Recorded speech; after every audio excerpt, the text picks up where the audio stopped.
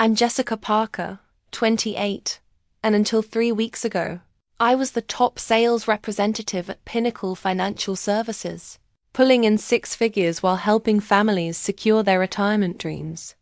My boss Marcus had always pushed aggressive tactics, but what he asked me to do on that rainy Tuesday morning crossed every ethical line I'd ever drawn. "Tell the Hendersons their policy covers pre-existing conditions," he said, knowing full well it didn't. "Close the deal, Jessica. Your promotion depends on it." That's when I realized I wasn't just selling financial products. I was selling lies that could destroy people's lives. What Marcus didn't know was that I'd been recording every conversation since his first sketchy request. And what I discovered in those recordings would not only save dozens of families from financial ruin, but would bring down an entire corrupt operation. Before we jump back in, tell me where you're tuning in from, and if this story touches you, make sure you're subscribed, because tomorrow I've saved something extra special for you, like if you've ever had to choose between your career and your conscience.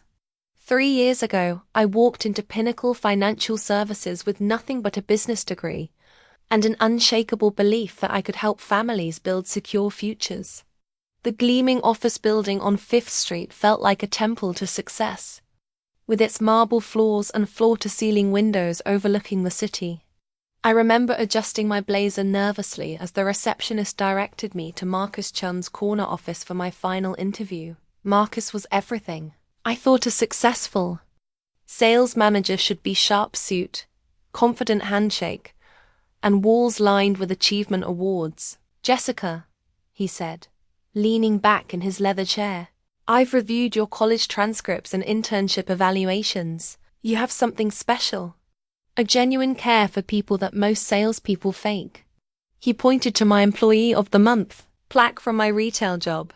"But can you scale that care to help hundreds of families instead of dozens?"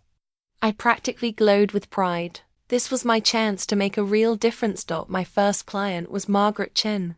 No relation to Marcus, a 67-year-old teacher preparing for retirement.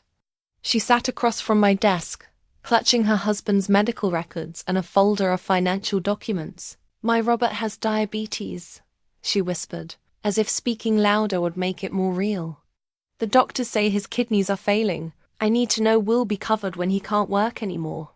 I spent 4 hours with Margaret that day, carefully explaining every aspect of our disability and health insurance policies. I highlighted the pre-existing condition clauses, the waiting periods, and the coverage limitations. When she signed the policy, tears streaming down her face, she squeezed my hand. "Thank God for honest people like you, dear." That feeling, knowing I genuinely helped someone navigate their most vulnerable moment, became my addiction.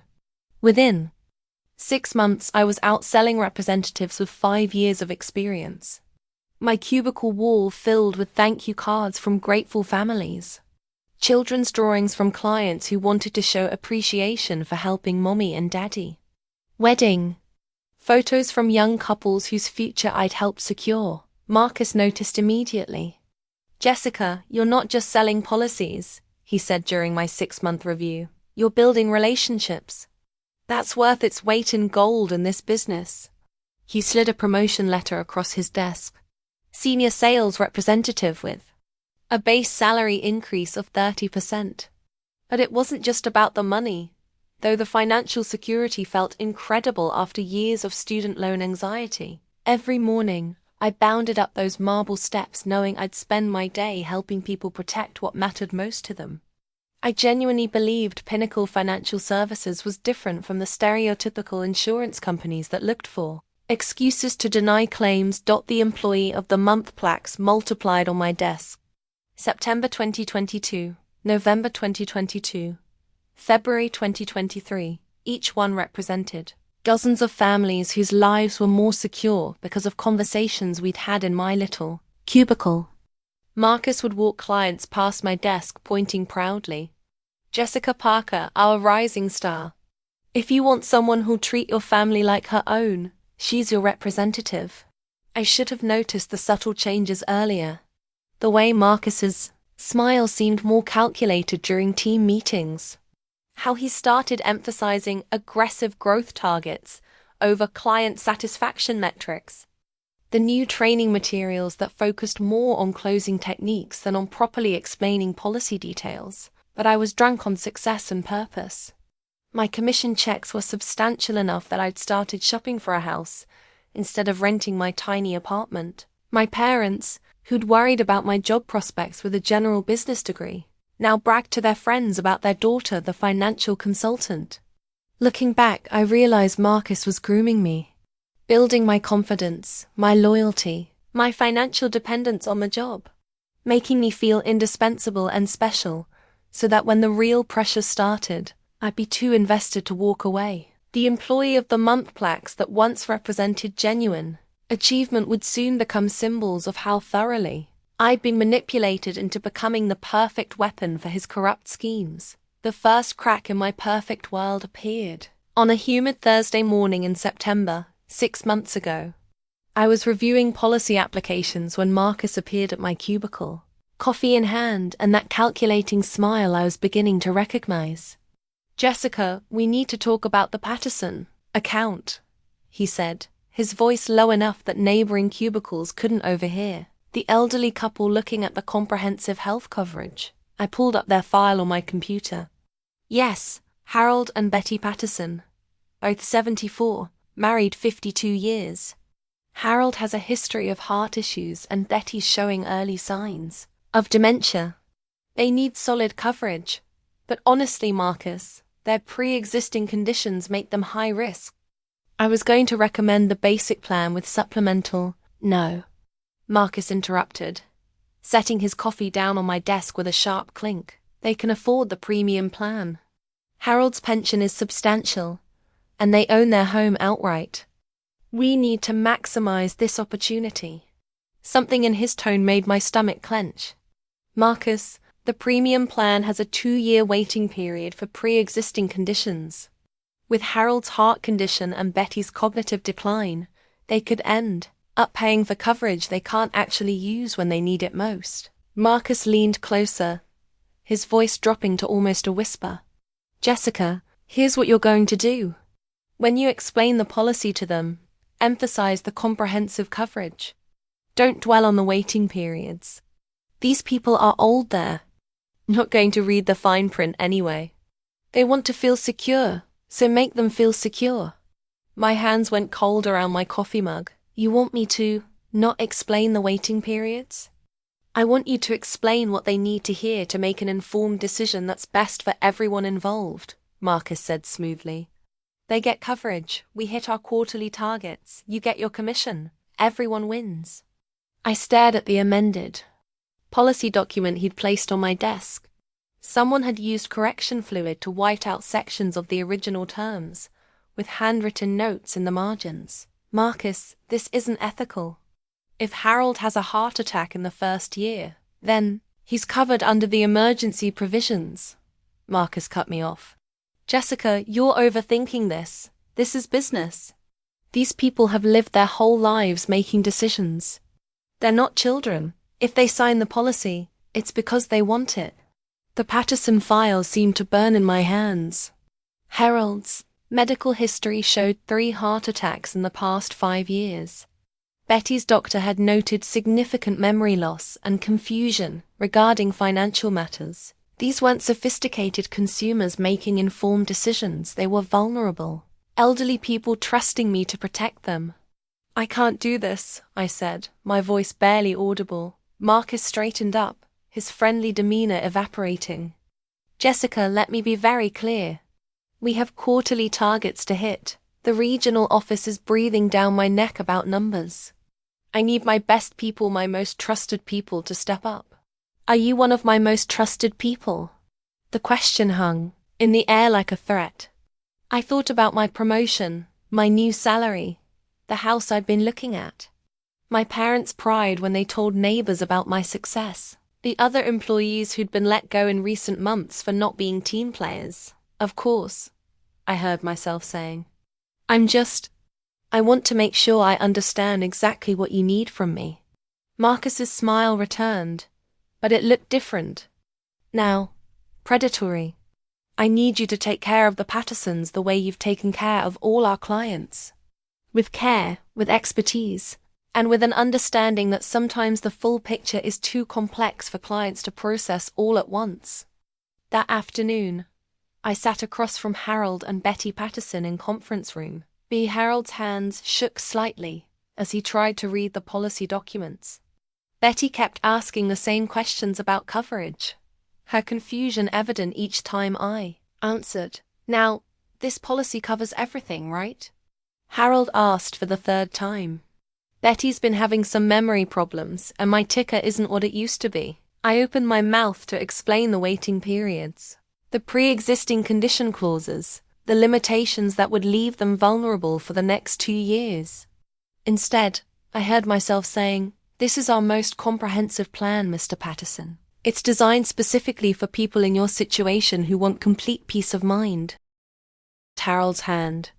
"Oh, that sounds perfect. Harold, she's such a nice young lady. She reminds me of our granddaughter." They signed the policy with shaking hands and grateful smiles, thanking me profusely for my help. As they shuffled out of the conference room, Harold's arm protectively around Betty's shoulders. I felt physically sick. I'd just sold a policy to 2 vulnerable elderly people that would leave them financially exposed during the exact time they'd most likely need coverage. And I'd done it with a smile, letting them believe they were protected when they weren't. That night, I couldn't sleep.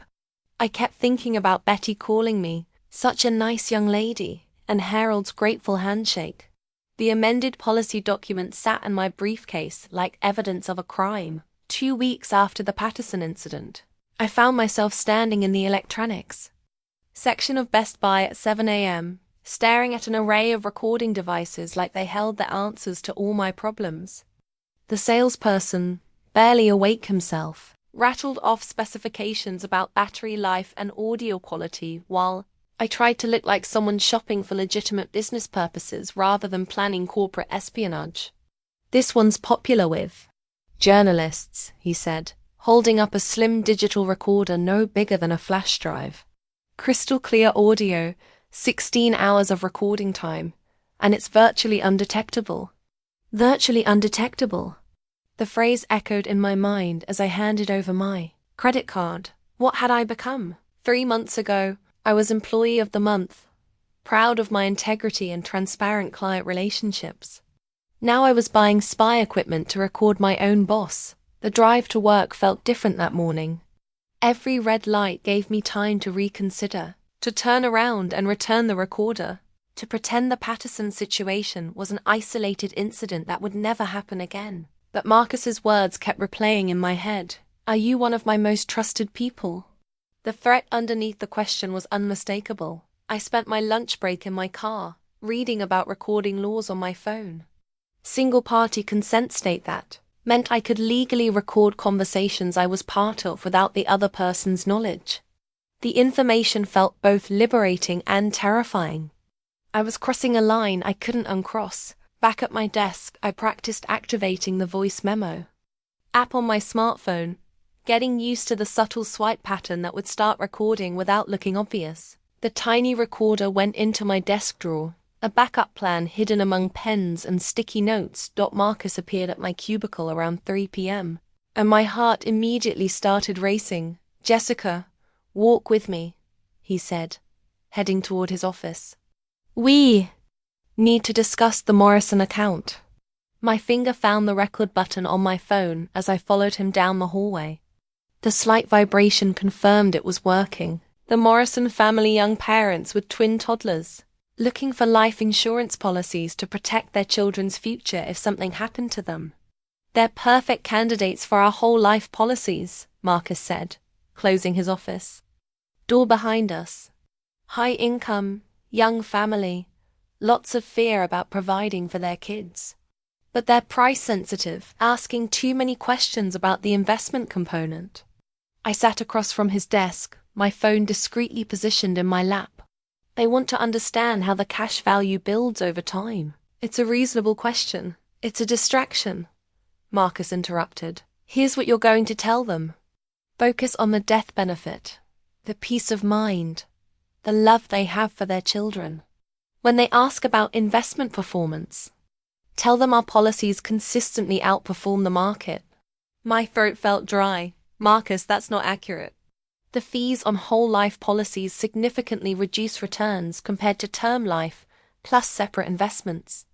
If they're price sensitive, term life insurance would give them more coverage for less money, Jessica. His voice carried that edge I'd learned to fear. The Morrison account is worth $40,000 in first-year commissions. Your cut would be $8,000. That's a nice chunk toward that house you've been looking at. $8,000, 2 months of my current salary, the down payment I needed. But if they go with term life, the commission is what? $800. Marcus continued. And they'll probably drop the policy in a few years when money gets tight. We lose them forever. But whole life, that's a relationship for decades. Recurring premiums, ongoing commissions, long-term value. Long-term value. For us, I said quietly. What about long-term value for them? Marcus leaned forward, his expression shifting to something that looked almost paternal. Jessica, let me share something with you. I've been in this business for 15 years. You know what I've learned. Most people don't want all the details. They want to feel safe and taken care of. When you overwhelm them with investment comparisons and fee structures, you're not helping them. You're paralyzing them with analysis. He pulled out a folder thick with testimonials. Look at these thank you letters from whole life policyholders. Are these people complaining about fees? Are they upset about investment performance? No. They're grateful that someone cared enough to make sure their families were protected. I stared at the letters, trying to reconcile Marcus's words with what I knew about insurance mathematics. The recording app showed 12 minutes of conversation captured. The Morrisons are meeting with you tomorrow at 10, Marcus said, sliding a prepared presentation across his desk. Use this material. Stick to the talking points. Help them understand how much they love their children and how little money means compared to that love. Walking back to my cubicle, the phone felt hot in my hand. I just recorded my boss explicitly instructing me to mislead clients about financial products that would cost them thousands of dollars over their lifetimes. The evidence was undeniable, stored in digital format with timestamps and crystal clear audio. That evening, I sat in my apartment listening to the recording through headphones. Marcus's voice sounded different, played back, more calculating, more manipulative. The casual way he dismissed the client's financial well-being in favor of commission targets made my stomach turn. Started a new folder on my laptop. Work conversations. The first file went in that night, meticulously labeled with date, time, and participants. I had no idea it would eventually contain over 200 hours of recorded evidence. But something told me this was just the beginning. The small recorder remained hidden in my desk drawer, waiting for conversations too sensitive for my phone. I'd transformed from a trusted employee into a corporate spy, gathering evidence against the company that had given me everything I thought I wanted. But as I fell asleep that night, I felt something I hadn't experienced since the Patterson incident. A sense of control. For the first time in weeks, I wasn't just a victim of corporate pressure. I was documenting it, preserving it, preparing for whatever came next. The Henderson family photo had sat on my desk for 3 weeks, a constant reminder of why I'd gotten into this business in the first place.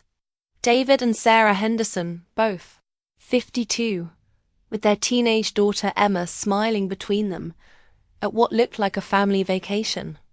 Sarah had given me the photo during their first consultation, saying, "We want you to remember that you're not just selling us a policy, you're protecting our little girl's future."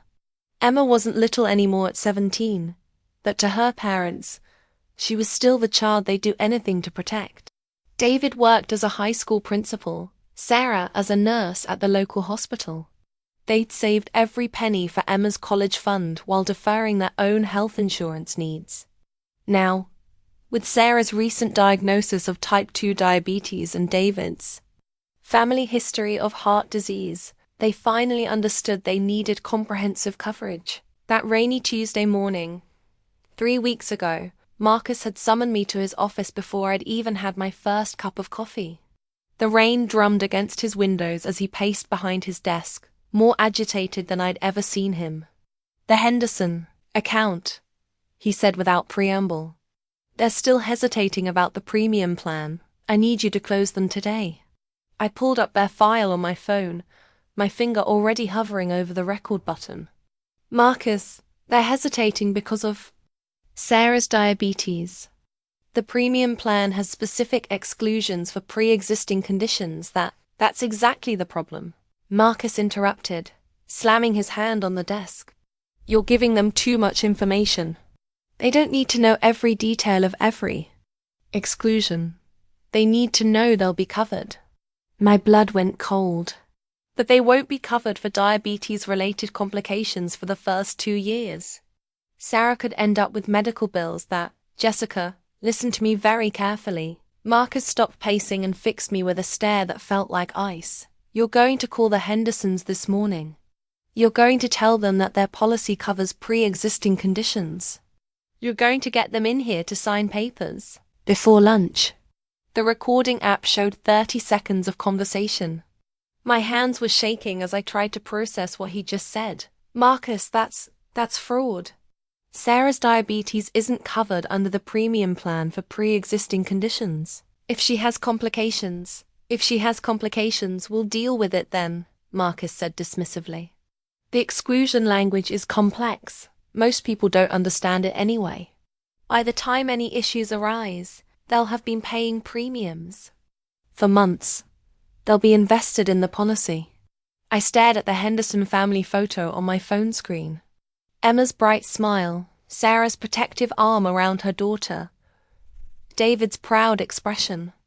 These weren't abstract policy numbers. These were real people who trusted me to tell them the truth.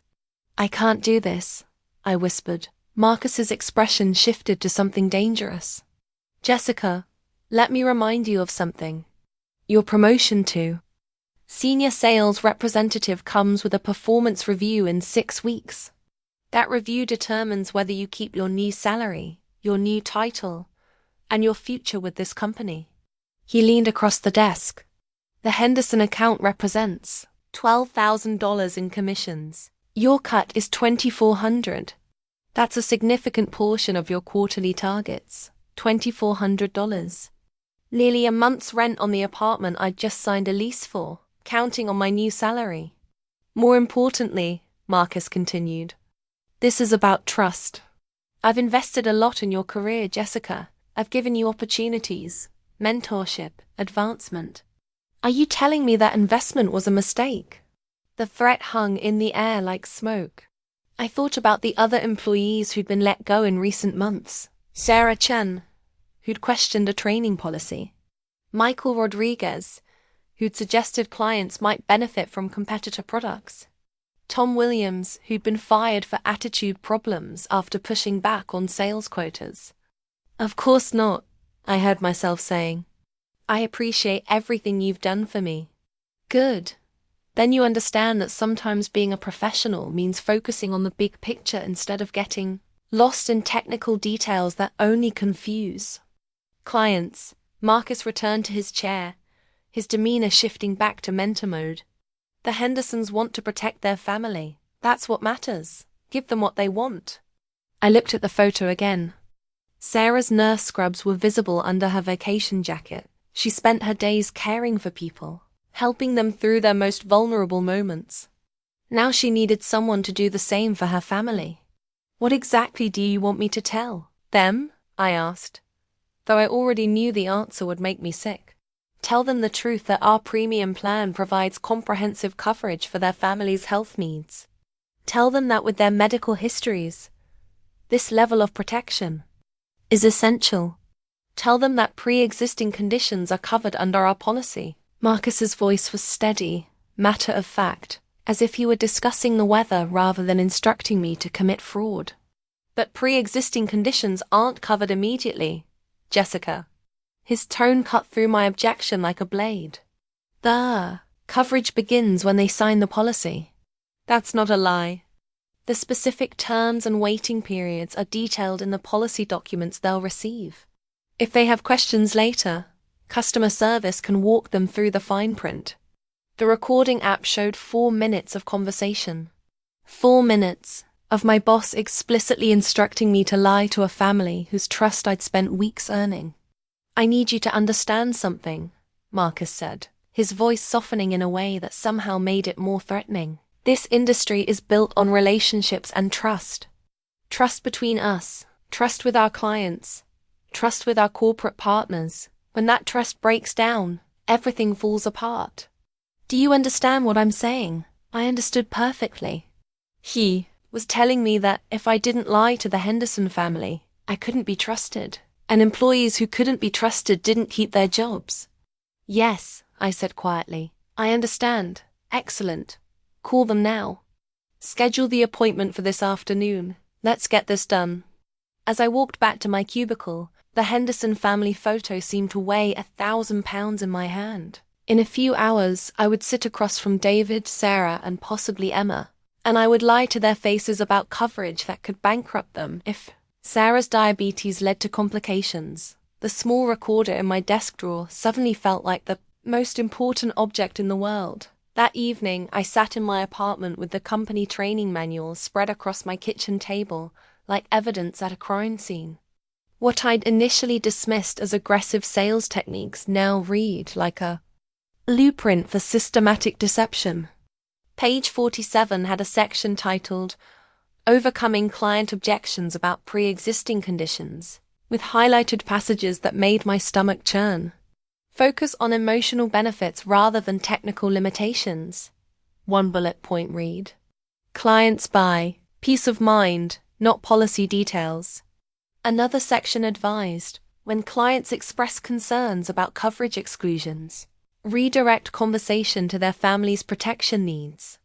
I'd studied this manual religiously during my first year, thinking it would help me better serve clients. Now I realized it was training me to manipulate vulnerable people. My laptop showed 17 browser tabs, open insurance commission websites, consumer protection forums, news articles about insurance fraud prosecutions. The deeper I dug, the more I understood that Pinnacle's practices weren't isolated incidents of poor judgment. They were systematic, intentional, and widespread. The state insurance database revealed troubling patterns. Pinnacle ranked in the bottom 10% for claim approval rates, despite marketing themselves as a client-first company. Customer complaints showed recurring themes: claims denied for pre-existing condition, exclusions that clients swore they'd been told were covered, policy benefits that didn't match what representatives had described, and premium increases that contradicted original sales presentations. I pulled up internal company emails from the shared drive, searching for any indication that upper management knew about the deceptive sales practices. What I found was worse than I'd imagined. A memo from Regional Director Patricia Walsh to all sales managers, dated 6 months ago. Q3 performance reviews will weight closing ratios over customer satisfaction scores. Representatives who fail to meet aggressive targets may be subject to performance improvement plans or termination. Another email from Marcus to his sales team, reminder that policy documentation serves as legal protection for the company. Verbal representations made during sales presentations are not binding. Focus on emotional connection with clients during presentations. Let legal paperwork handle technical details. The translation was clear: lie to clients' faces, then hide behind fine print when they needed coverage. I started a spreadsheet tracking my own sales over the past year, cross-referencing commission amounts with policy types. The pattern was devastating. My highest commission months corresponded directly with periods when I'd sold the most expensive policies to the most vulnerable clients. Elderly couples like the Pattersons, young families like the Morrisons, middle-aged professionals like the Hendersons, facing new health concerns and financial pressures. My phone buzzed with a text from my colleague Jennifer Walsh, Patricia's niece, who'd started at Pinnacle the same week I did. "Can you talk? Something weird happened with the Garcia account."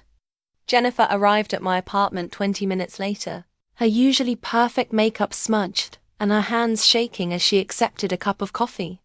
Jessica, I think I've been lying to people without realizing it. The Garcia family had purchased a disability insurance policy from Jennifer 3 months ago. Miguel Garcia worked construction, supporting his wife Maria and their 4 children on a modest income. When Miguel fell from scaffolding last week and shattered his leg, the family filed a disability claim expecting coverage. The claim was denied, Jennifer said, her voice barely above a whisper. They said Miguel's previous back injury from 2 years ago qualified as a pre-existing condition that affected his current injury. But Jessica, I specifically told them his old back problems wouldn't impact coverage for new injuries. I pulled up Pinnacle's disability policy language on my laptop. The pre-existing condition clause was buried on page 12 of 14, written in legal language that would confuse most lawyers, let alone construction workers trying to protect their families. What exactly did Marcus tell you to say about pre-existing conditions? I asked. Jennifer's face crumpled. He said to focus on the benefits, not the limitations. He said most people don't understand insurance language anyway, so it's better to keep explanations simple and positive. She looked up at me with tears in her eyes. Miguel has 4 kids, Jessica. They're going to lose their house. I showed Jennifer the training manual sections I'd been analyzing.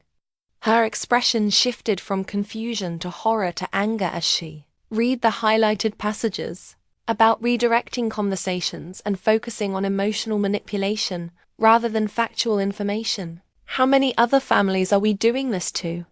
She whispered. I opened my laptop's calculator and started running numbers based on our department's sales figures. Marcus managed 12 sales representatives. If each rep averaged 10 policies per month, and even half involved some level of deceptive practices, we were potentially harming hundreds of families annually. Jennifer, I need to ask you something, and I need you to be completely honest with me. I took a deep breath. Have you ever recorded any of your conversations with Marcus? She shook her head. Why would I? Then understanding dawned on her face. Oh my God, you have recordings. I nodded, watching her process the implications. I started recording after the Patterson incident. Marcus has been giving explicit instructions about misleading clients. It's all documented. Jennifer stared at me for a long moment. What are you going to do with them? That was the question that had been keeping me awake for weeks. I had evidence of systematic fraud affecting hundreds of families, but I also had a career, financial obligations, and a boss who'd made it clear that whistleblowers didn't survive long at Pinnacle Financial Services. I don't know yet, I admitted, but I can't keep participating in this. And after tomorrow's Henderson meeting, I might not have a choice anyway. Jennifer left that night with copies of the training manual sections and a promise to start documenting her own conversations with Marcus. As I watched her drive away, I realized I wasn't alone anymore. The web of lies at Pinnacle was starting to unravel, and other people were beginning to see the truth. My phone showed 43 minutes of recorded conversations with Marcus. 17 emails with explicit instructions about deceptive sales practices. 1 training manual full of manipulation techniques disguised as customer service strategies. The Henderson family photo stared at me from my coffee table, reminding me that in 12 hours, I would either become a full participant in insurance fraud or take the first step toward bringing down the entire corrupt system. The thank you cards covered my kitchen table like fallen leaves, dozens of handwritten notes from families whose lives I'd touched over the past 3 years. I'd brought them home that evening to remind myself why I'd gotten into this business, but now they felt like evidence of my own betrayal. Dear Jessica, read the card from the Morrison family, written in crayon by 6-year-old Tyler. Thank you for helping Mommy and Daddy keep us safe. You are the best insurance lady ever. Below his note, his parents had added, Jessica's patience and honesty gave us confidence that we were making the right decision for our children's future. Honesty, the word burned as I thought about the whole life policy I'd sold them under. Marcus's pressure, knowing term life would have given them better coverage for less money. Mrs. Chun's card was yellowed with age. One of the first I'd received. My dear Jessica, you took time to explain everything so clearly. For the first time in years, I'm not worried about medical bills. You've given an old woman peace of mind.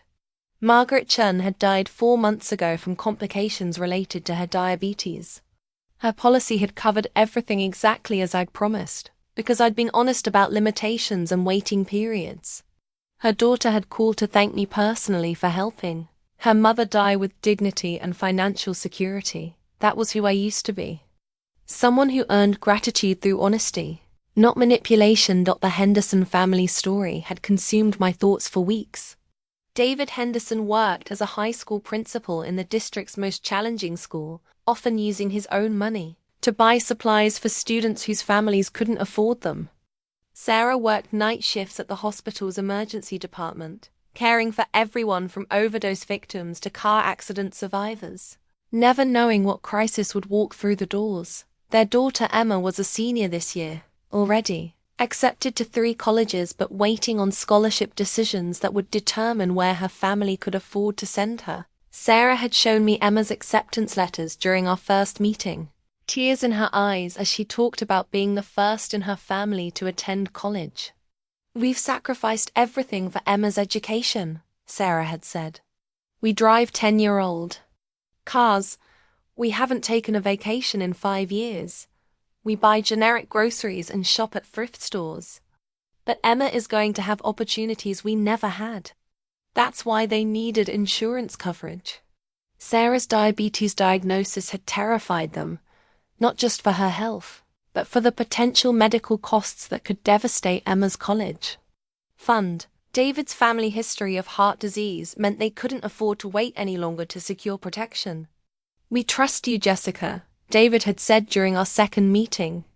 You've taken time to understand our situation. We know you'll recommend what's best for our family, not what's best for your commission. Trust, there was that word again, weighing on my conscience like a stone. I pulled up their file on my laptop, reviewing the policy details Marcus wanted me to misrepresent. The premium plan cost $847 per month, nearly 20% of David's take-home salary. For a family already stretching every dollar, that payment would require significant sacrifices. But the plan's pre-existing condition exclusions meant Sarah's diabetes wouldn't be covered for complications during the first 2 years. If she developed kidney problems, vision issues, or needed hospitalization for blood sugar emergencies, they'd be responsible for massive medical bills while still paying the monthly premiums. The basic plan cost $312 per month and included partial coverage for pre-existing conditions after a 6-month waiting period.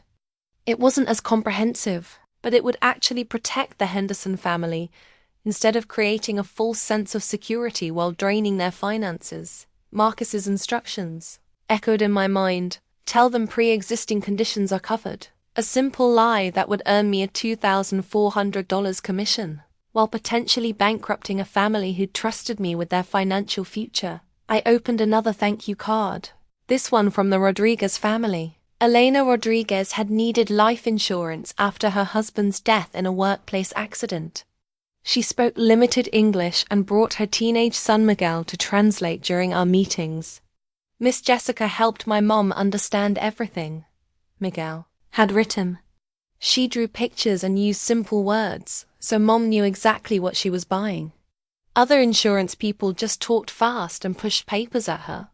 You treated my mom with respect. Eleanor's policy was modest, just enough to pay off the house and cover basic expenses if something happened to her. But I'd spent 3 hours ensuring she understood every detail, every limitation, every benefit. When she signed the policy, she hugged me and said in broken English, "You good person. You help my family." That was the person I'd been trained to be at Pinnacle.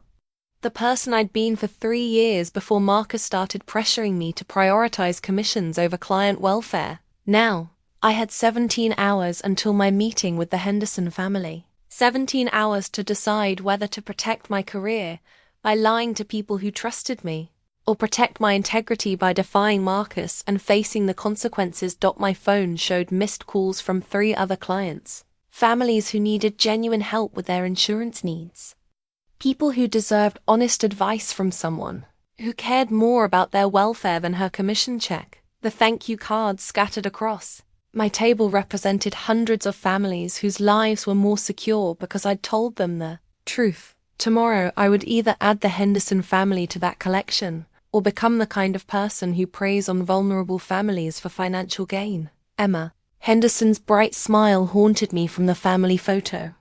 She had no idea that her college dreams might depend on whether I had the courage to tell her parents the truth. The promotion letter arrived in my inbox at 7:23 a.m., 47 minutes before my scheduled meeting with the Henderson family.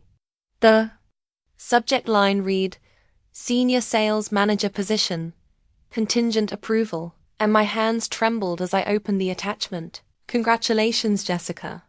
Based on your exceptional performance and demonstrated leadership potential, we are pleased to offer you the position of Senior Sales Manager, effective immediately upon successful completion of your Q4 performance targets. This promotion includes a base salary increase to $95,000 annually, plus management bonuses potentially exceeding $50,000 per year. $50,000 in bonuses. Nearly double my current income. The kind of money that would change everything, pay off my student loans, buy the house I'd been dreaming of, give me the financial security I'd never had growing up. The letter continued, final approval contingent upon closing the Henderson account and 2 additional premium policy sales by month end. We believe your commitment to aggressive growth targets demonstrates the leadership qualities essential for management success. Marcus appeared at my cubicle before I'd finished reading. Did you see the email? His smile was predatory, triumphant. I told you good things happen to people who understand how business works. I looked up at him, the letter still glowing on my screen. This is contingent on closing the Henderson account with the premium policy. Of course it is. Jessica, this is how the real world works. Results matter. Loyalty matters. Following through on commitments matters. He leaned against my desk, his voice dropping to that familiar, threatening whisper. Do you want to be a senior sales representative forever, or do you want to build a real career?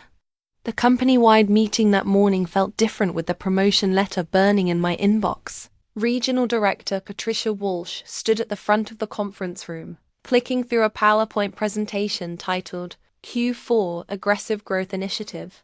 Ladies and gentlemen, Patricia announced, the insurance market is more competitive than ever. Companies that prioritize client handholding over revenue growth are failing. We succeed because we understand that clients want results, not endless explanations about policy minutiae. I activated my phone's recording app as Patricia continued. Your job is to solve problems for clients, not to overwhelm them with technical details they don't understand. When clients express concerns about coverage limitations, remind them why they came to you in the first place, because they want protection for their families. Around the conference table, my colleagues nodded enthusiastically. Jennifer Walsh caught my eye from across the room, her expression troubled. She'd started questioning company practices after our conversation about the Garcia family, but the pressure to conform was enormous. I want to share some exciting news, Patricia continued. Several team members are being considered for management positions based on their commitment to our aggressive growth model. These individuals understand that success requires making difficult decisions and prioritizing results over personal comfort zones. Her eyes found mine across the room. Jessica Parker, for example, has demonstrated exceptional growth potential. Her ability to focus on client solutions rather than getting bogged down in policy technicalities makes her an ideal management candidate. The applause felt like a trap closing around me. 24 pairs of eyes looked at me with mixture of admiration and envy. I was being publicly positioned as the model employee, the one who understood how to prioritize company profits over client welfare. After the meeting, Marcus cornered me in the hallway. You see how this works, Jessica. Patricia's been watching your progress. The Henderson account isn't just about one commission, it's about proving you have what it takes for leadership. What if I can't close them on the premium policy? I asked, though I already knew the answer. Marcus's expression hardened. Then you've demonstrated that you prioritize your personal comfort over company success. And people who can't be trusted with difficult decisions don't get promoted to management positions. Back at my desk, I stared at my bank account balance. On my phone screen, student loan payments, $847 monthly. Rent, $1,200. Car payment, $284. Credit card minimum payments, $156. My current salary barely covered living expenses, let alone building any savings or financial security. The management position would change everything. No more living paycheck to paycheck. No more anxiety about unexpected expenses. No more choosing between groceries and gas money at the end of each month. But the price was lying to the Henderson family about coverage that could financially destroy them. My phone buzzed with a text from David Henderson. Looking forward to our meeting this morning. Sarah's really nervous about making the right decision, but we trust your guidance completely. Trust your guidance completely. The words felt like acid in my stomach. I pulled up the Henderson file one more time, comparing the premium policy Marcus wanted me to sell against the basic plan that would actually serve their needs. The premium policy's first-year commission would be $2,400. The basic policy commission would be $374. The basic policy $174. Management track versus potential termination. Financial security versus ethical integrity. Jennifer appeared at my cubicle, her face pale. Jessica, I need to tell you something. Marcus called me into his office yesterday. He knows I've been questioning the Garcia claim denial. My blood went cold. What did he say? He said company loyalty is essential for career advancement. He said employees who can't support company decisions might be happier working elsewhere. Jennifer's voice shook. I think he suspects I talked to you about the training manual. The web was tightening around both of us. Marcus wasn't just pressuring me to close the Henderson account. He was sending a message to the entire sales team about what happened to employees who questioned company practices. Are you going to close the Henderson account? Jennifer whispered. I looked at the family photo on my desk, then at the promotion letter on my screen, then at the recording app on my phone showing 47 minutes of documented evidence. I honestly don't know, I said. In 23 minutes, I would sit across from David and Sarah Henderson and make a choice that would define not just my career, but my character. The promotion letter promised everything I'd worked toward for 3 years. That the cost was becoming someone I might not be able to live with. The business card felt flimsy between my fingers. State Insurance Commission, Consumer Protection Division, Detective Sarah Mitchell, Financial Crimes Unit. I'd found it tucked into a legal advice forum after spending 3 sleepless hours researching whistleblower protections and corporate fraud statutes. My laptop screen showed 17 browser tabs with conflicting information about employee rights, retaliation protections, and the reality of what happened to people who reported corporate misconduct. The optimistic government websites promised robust protections for whistleblowers.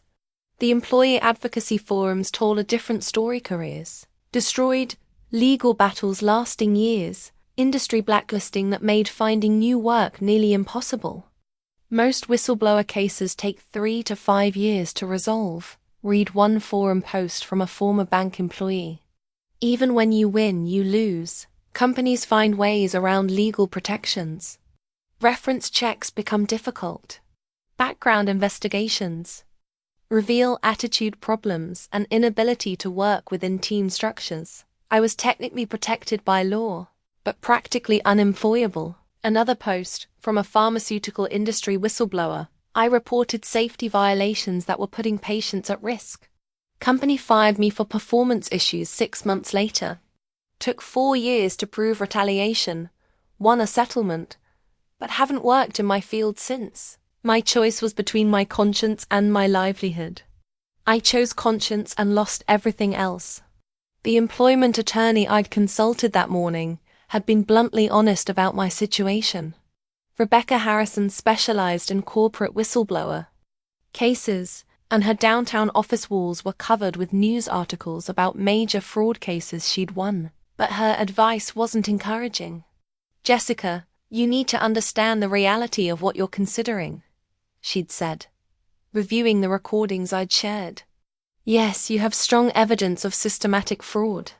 Yes, there are legal protections for employees who report insurance fraud, but protection on paper doesn't always translate to protection in practice."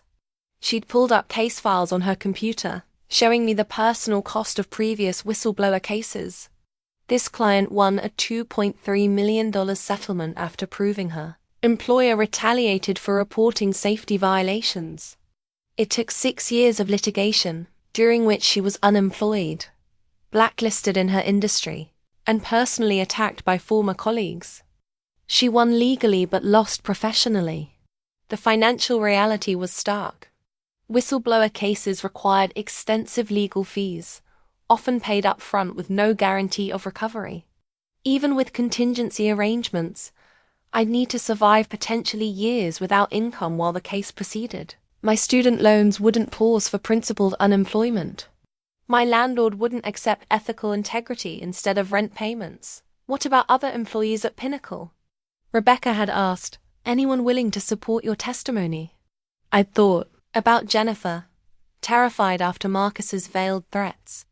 About Tom Williams, fired for attitude problems after questioning sales practices.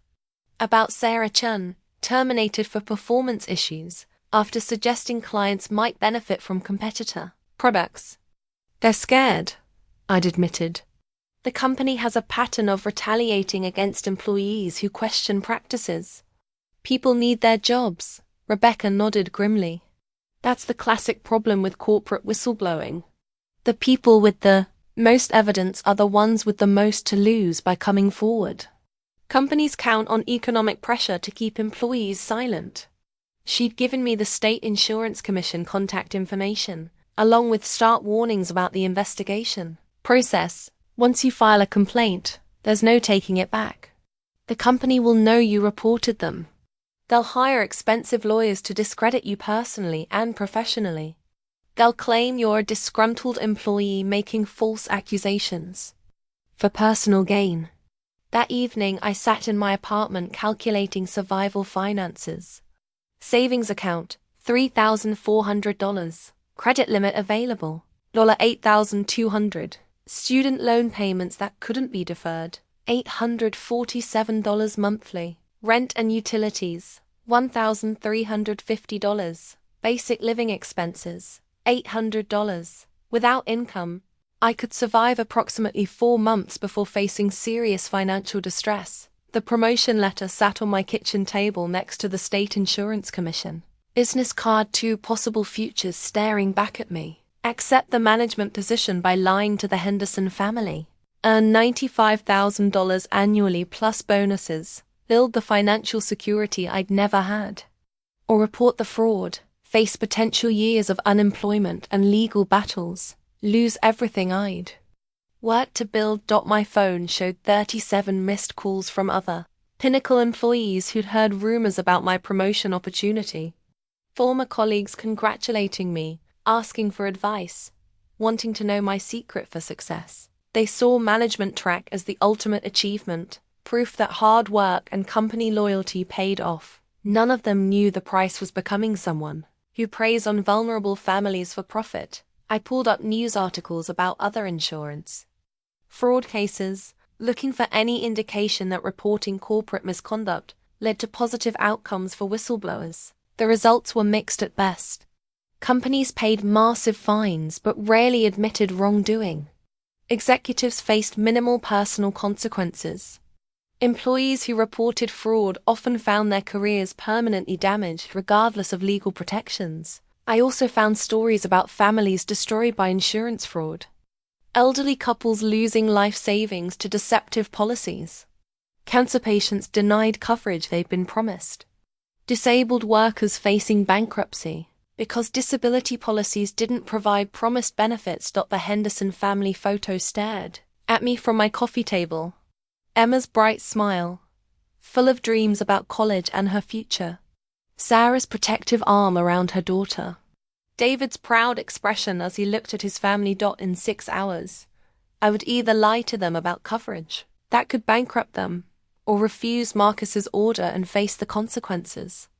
There was no middle ground, no compromise position that protected both my career and my integrity. The state insurance commission business card felt heavier than it should, like it contained the weight of every difficult choice I'd ever have to make.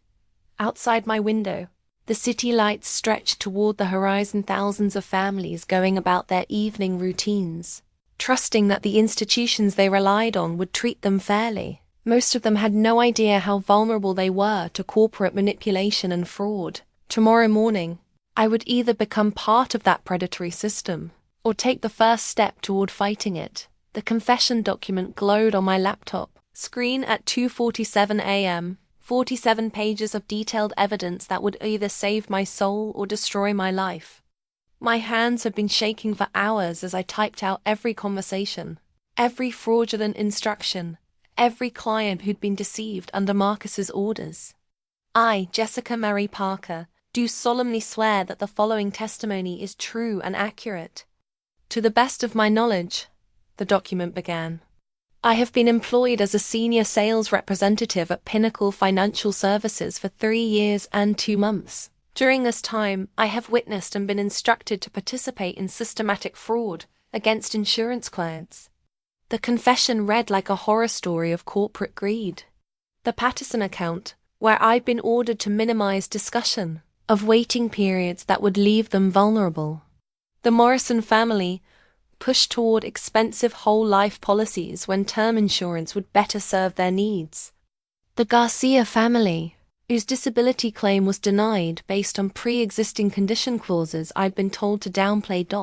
And now the Henderson family, scheduled to meet with me in 6 hours, whom Marcus had explicitly ordered me to lie to about pre-existing condition coverage. My phone had been silent since midnight, but I knew Marcus expected confirmation that I'd closed the Henderson account with the premium policy. The promotion letter sat beside my laptop. $95,000 base salary, management bonuses, financial security I'd dreamed about since graduating college with crushing debt. All I had to do was lie to one more family. I reread the section about the Henderson account, my fingers hovering over the delete key. Even now, I could stop this. Delete the confession. Show up to work in 5 hours. Tell David and Sarah Henderson that their premium policy covered pre-existing conditions. Collect my commission. Accept the promotion. And build the career I'd always wanted. The rational part of my mind catalogued every reason to choose that path. Student loans that would take 15 years to pay off at my current salary.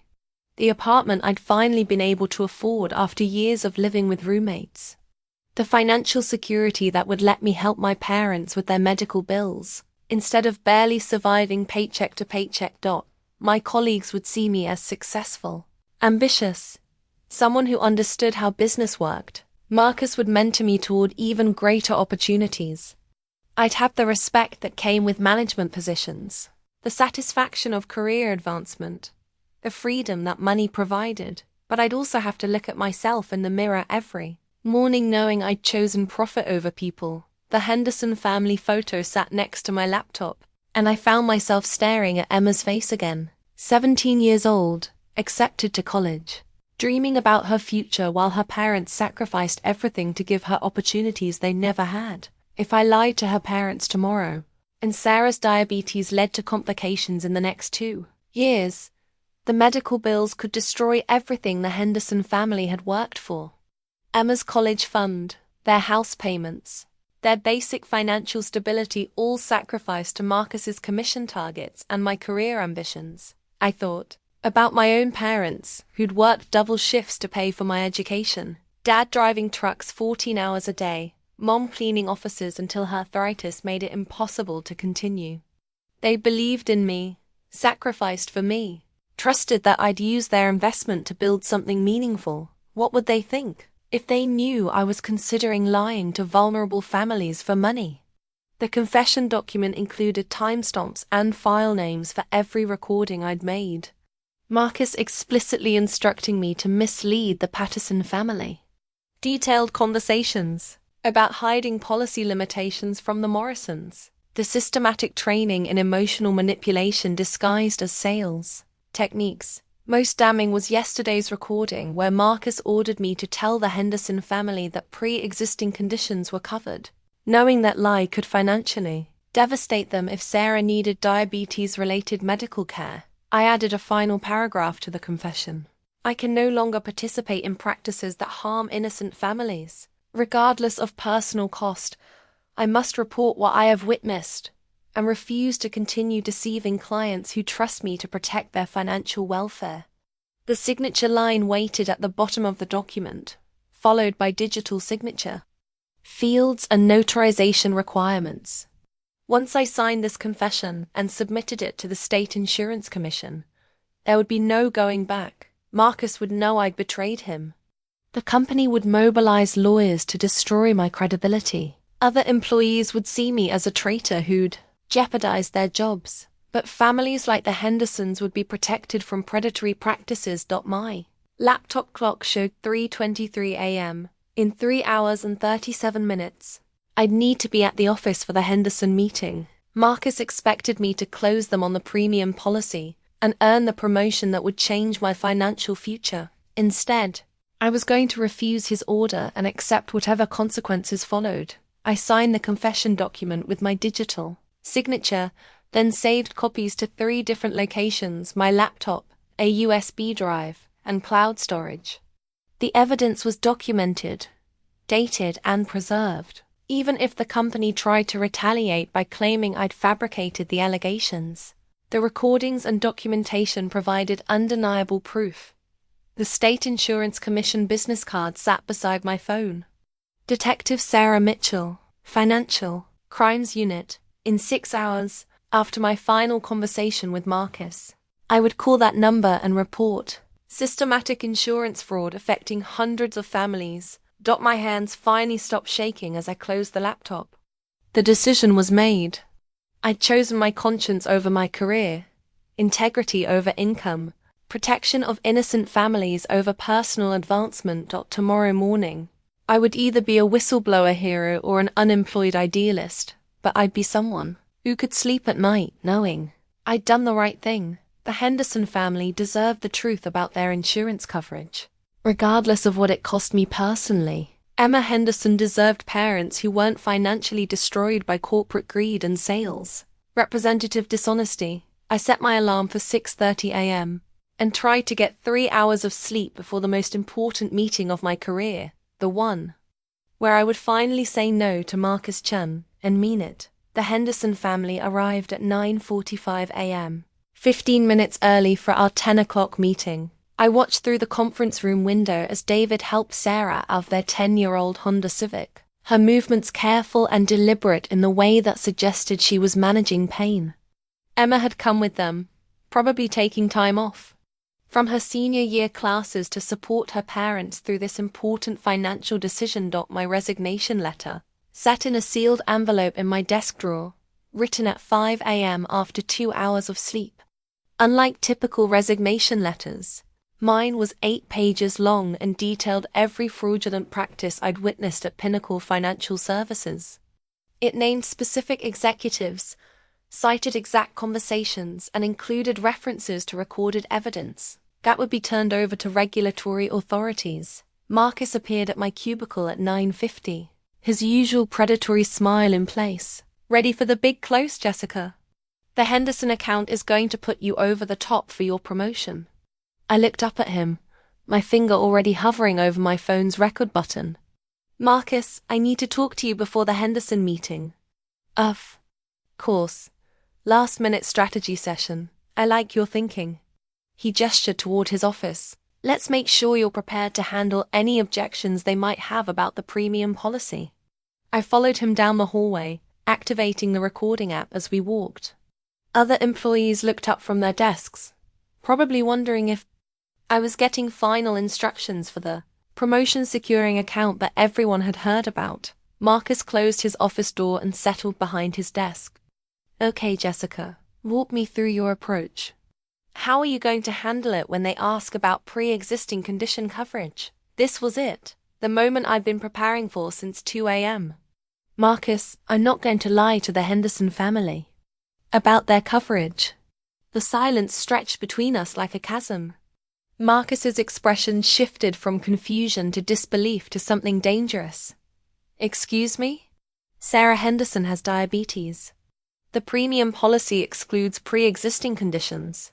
For 2 years, if I tell them it's covered, and she has complications, they could face tens of thousands in medical bills while still paying monthly premiums. I won't do that to them.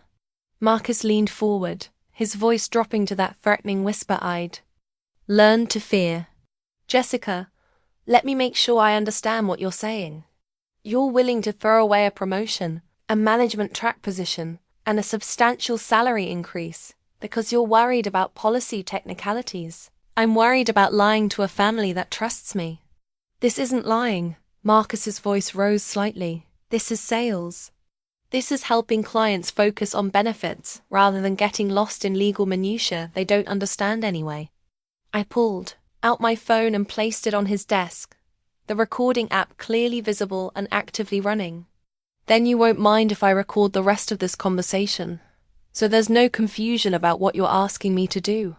Marcus stared at the phone, like it was a live grenade. What the hell is that?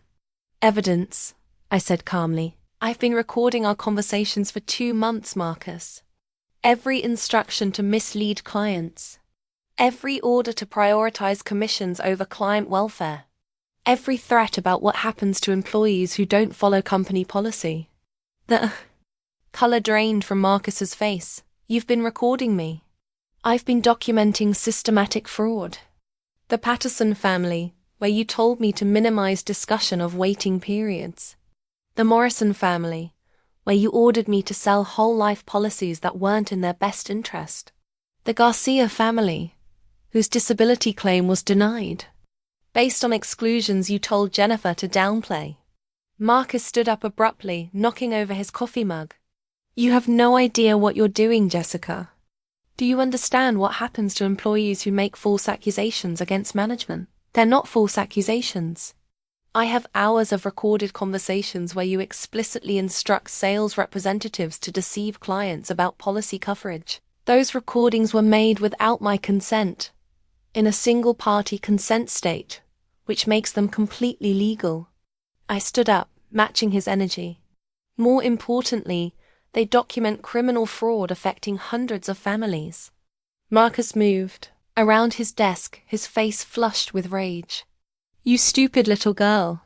Do you think you can destroy careers and walk away unscathed? Do you have any idea who you're dealing with? I'm dealing with someone who orders employees to lie to vulnerable families for commission money. My voice was steady, stronger than I'd expected. Someone who preys on elderly couples, young parents, and middle-class families trying to protect their financial future. Get out. Marcus pointed toward the door. Clean out your desk.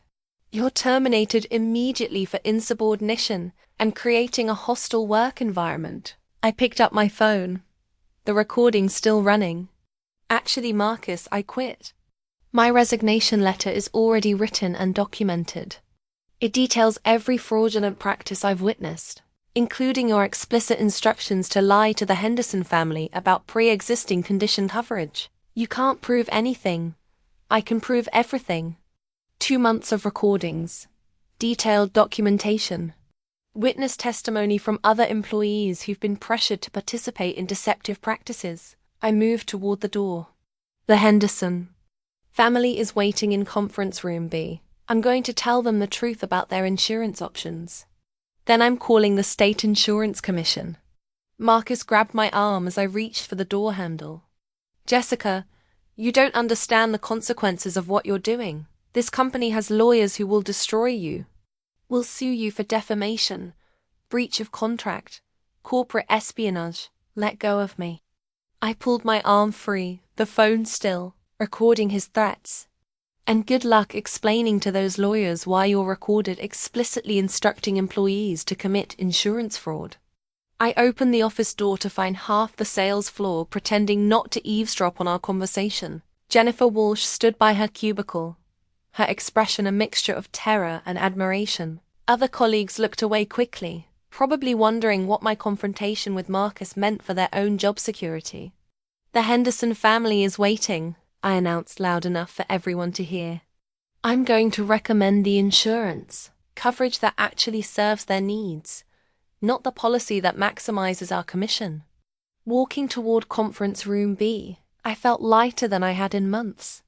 The resignation letter in my desk drawer represented career suicide and financial uncertainty, but it also represented freedom from a system that profited by exploiting vulnerable families. David, Sarah, and Emma Henderson looked up expectantly as I entered the conference room, their trust and hope written across their faces. They had no idea that their insurance representative had just chosen their welfare over her own career advancement. For the first time in 2 months, I was about to tell a client the complete, unvarnished truth about their insurance options. External hard drive contained 247 hours and 33 minutes of recorded conversations, 1,847 company emails, 156 internal memos, and documented evidence of fraud affecting 412 families. I'd spent the entire weekend organizing the evidence package like a prosecutor building a case, because that's essentially what I was doing. My apartment had transformed into a war room. 3 laptops displaying spreadsheets tracking fraudulent sales by representative, date, and commission amounts. Printed emails covering my coffee table in chronological order. A timeline on my wall mapping company policy changes against increases in deceptive sales practices. The pattern was devastating and undeniable. January through March, 73 instances of representatives being instructed to minimize discussion of policy limitations. Average commission per policy, $1,847. Total client overpayments estimated at $340,000. April through June, 89 instances of explicit instructions to misrepresent coverage terms. Average commission per policy, $2,156. Total client overpayments estimated at $425,000. July through September, 127 instances of documented fraud instruction. Average commission per policy, $2,403. Total client overpayments estimated at $687,000. The numbers told a story of systematic corruption that had escalated dramatically over the past year. What started as occasional pressure to emphasize benefits over limitations had evolved into explicit orders to lie about policy coverage. Recording number 47, from August 15th, captured Marcus instructing new hire Kevin Martinez, "Don't mention the waiting periods unless they specifically ask." Most clients don't read the fine print anyway. They want to feel protected, so make them feel protected. Recording number 73, from September 3rd, documented Regional Director Patricia Walsh addressing the sales team, representatives who fail to meet.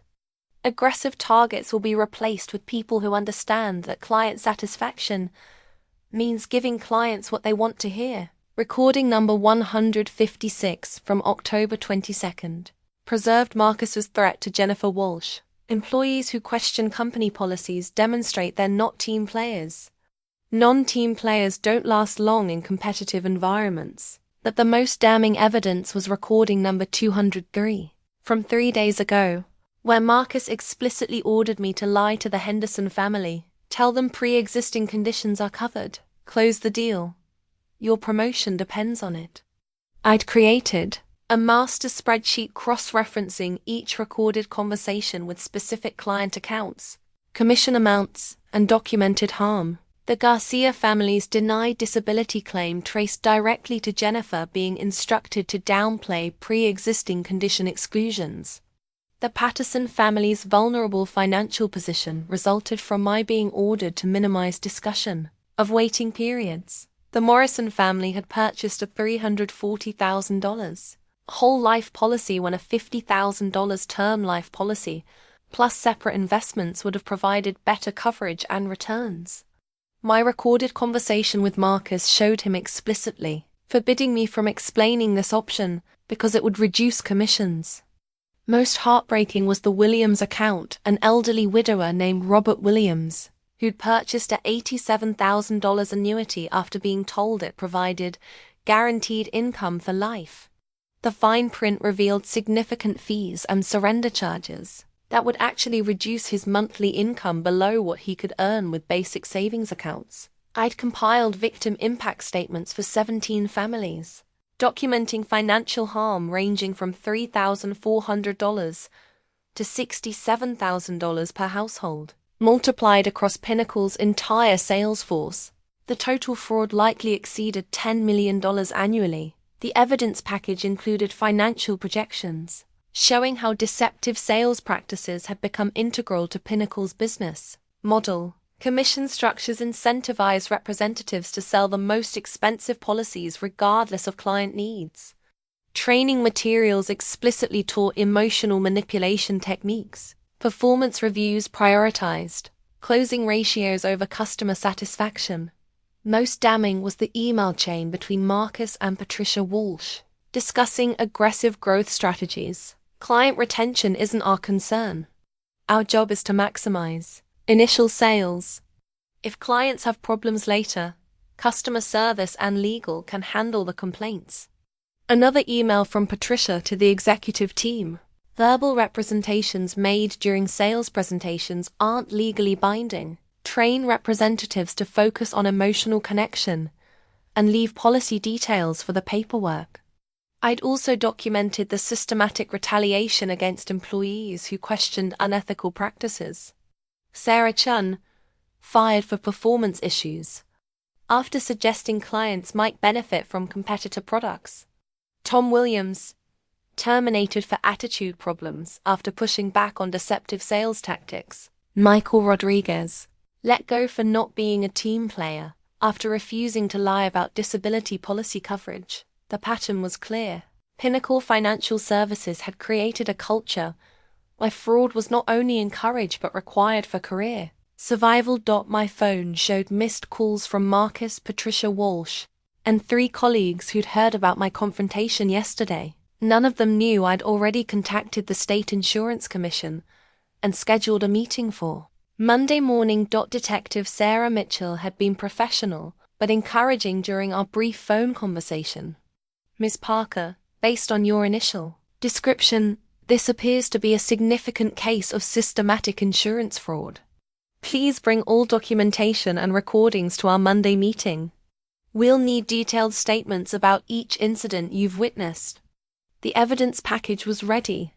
4 bankers' boxes of printed documentation, digital files organized by date and incident type, and a 47-page timeline connecting individual fraudulent acts to company policy directives. But I'd also prepared for the personal cost of whistleblowing.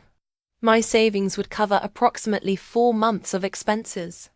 I'd researched unemployment benefits and consulted with employment attorneys about wrongful termination claims. My parents had offered financial support, though they couldn't afford much on their retirement income. The Henderson family had thanked me profusely yesterday when I'd recommended the basic policy that actually served their needs instead of the expensive premium plan Marcus had ordered me to sell. You saved us over $500 per month, Sarah had said, tears in her eyes. That money can go toward Emma's college expenses instead of insurance premiums for coverage we don't actually need. That conversation where I'd finally told the complete truth about policy options and limitations reminded me why I'd gotten into this business originally.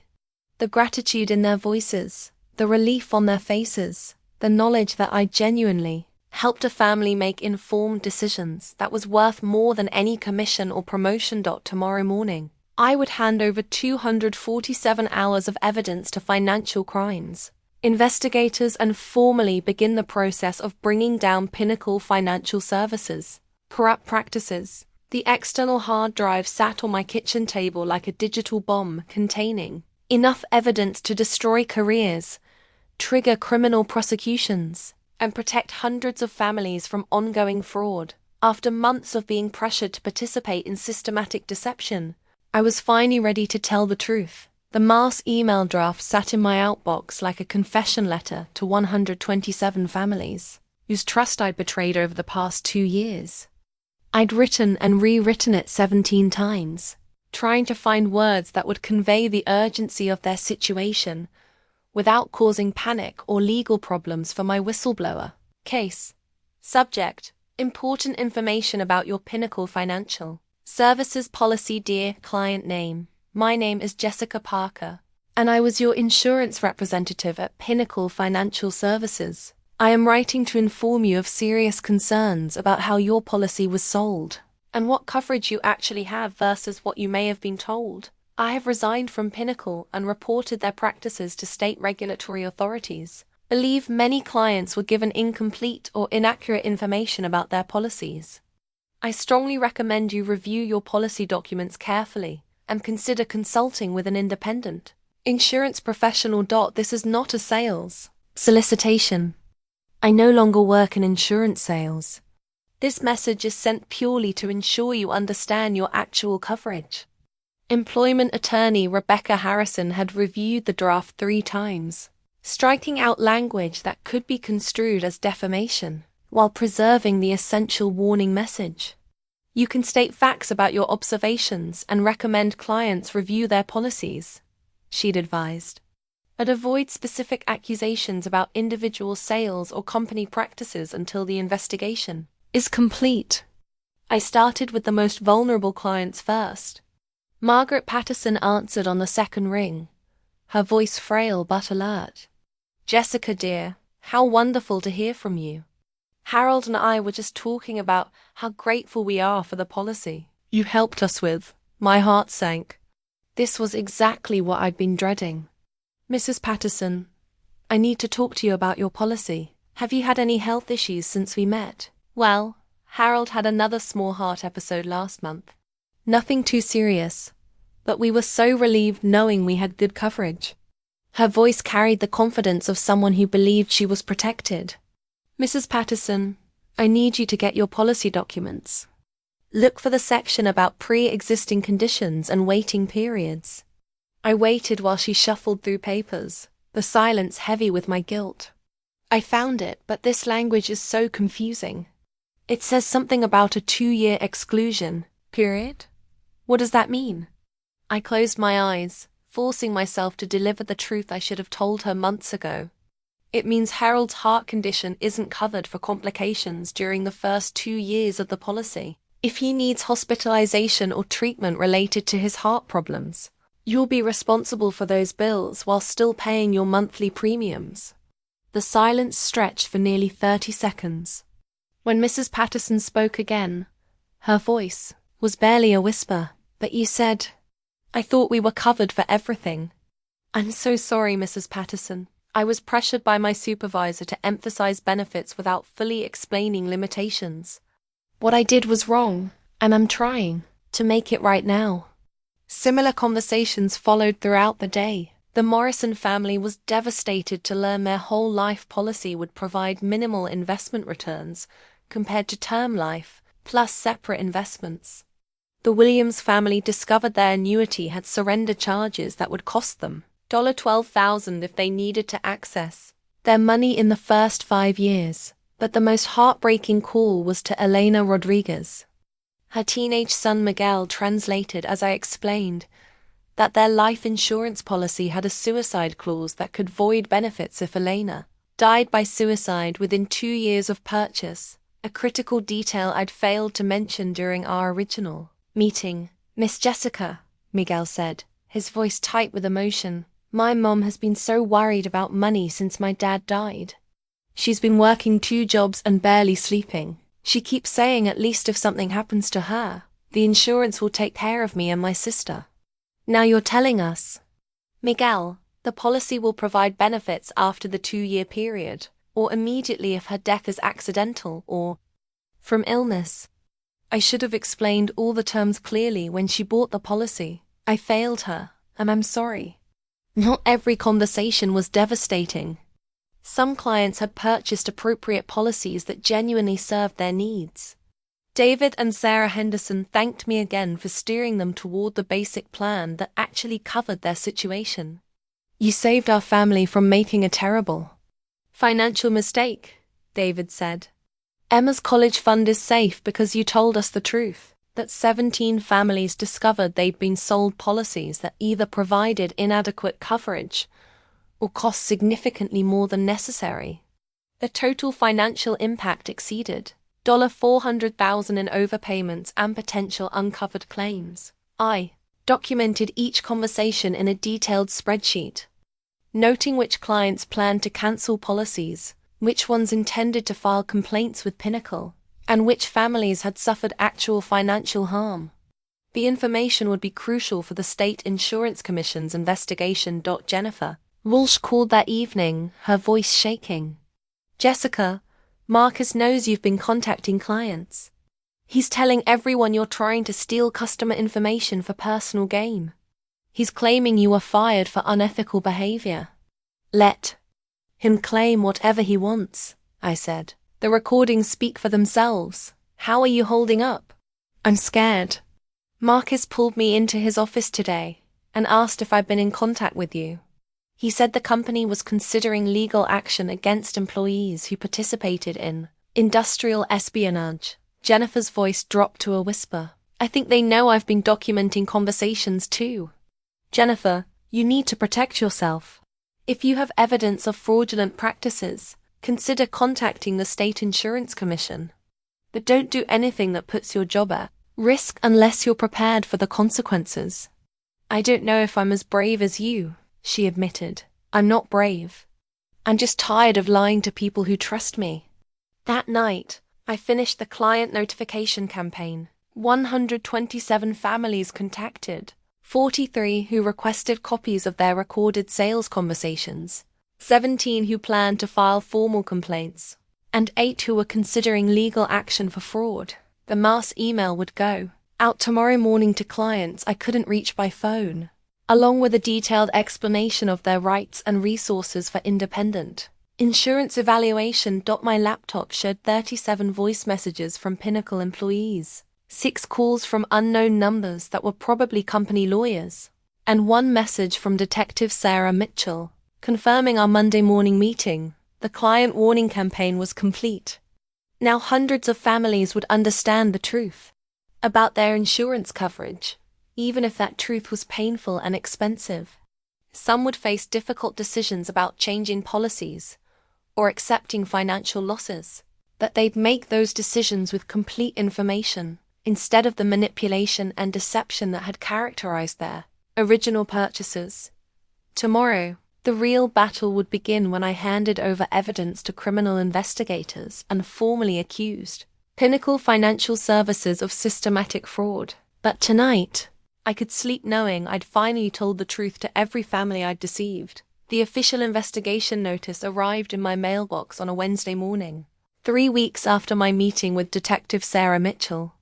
The State Insurance Commission letterhead felt surreal in my hands, formal validation that my accusations were being taken seriously by people with actual power to hold Pinnacle Financial Services accountable.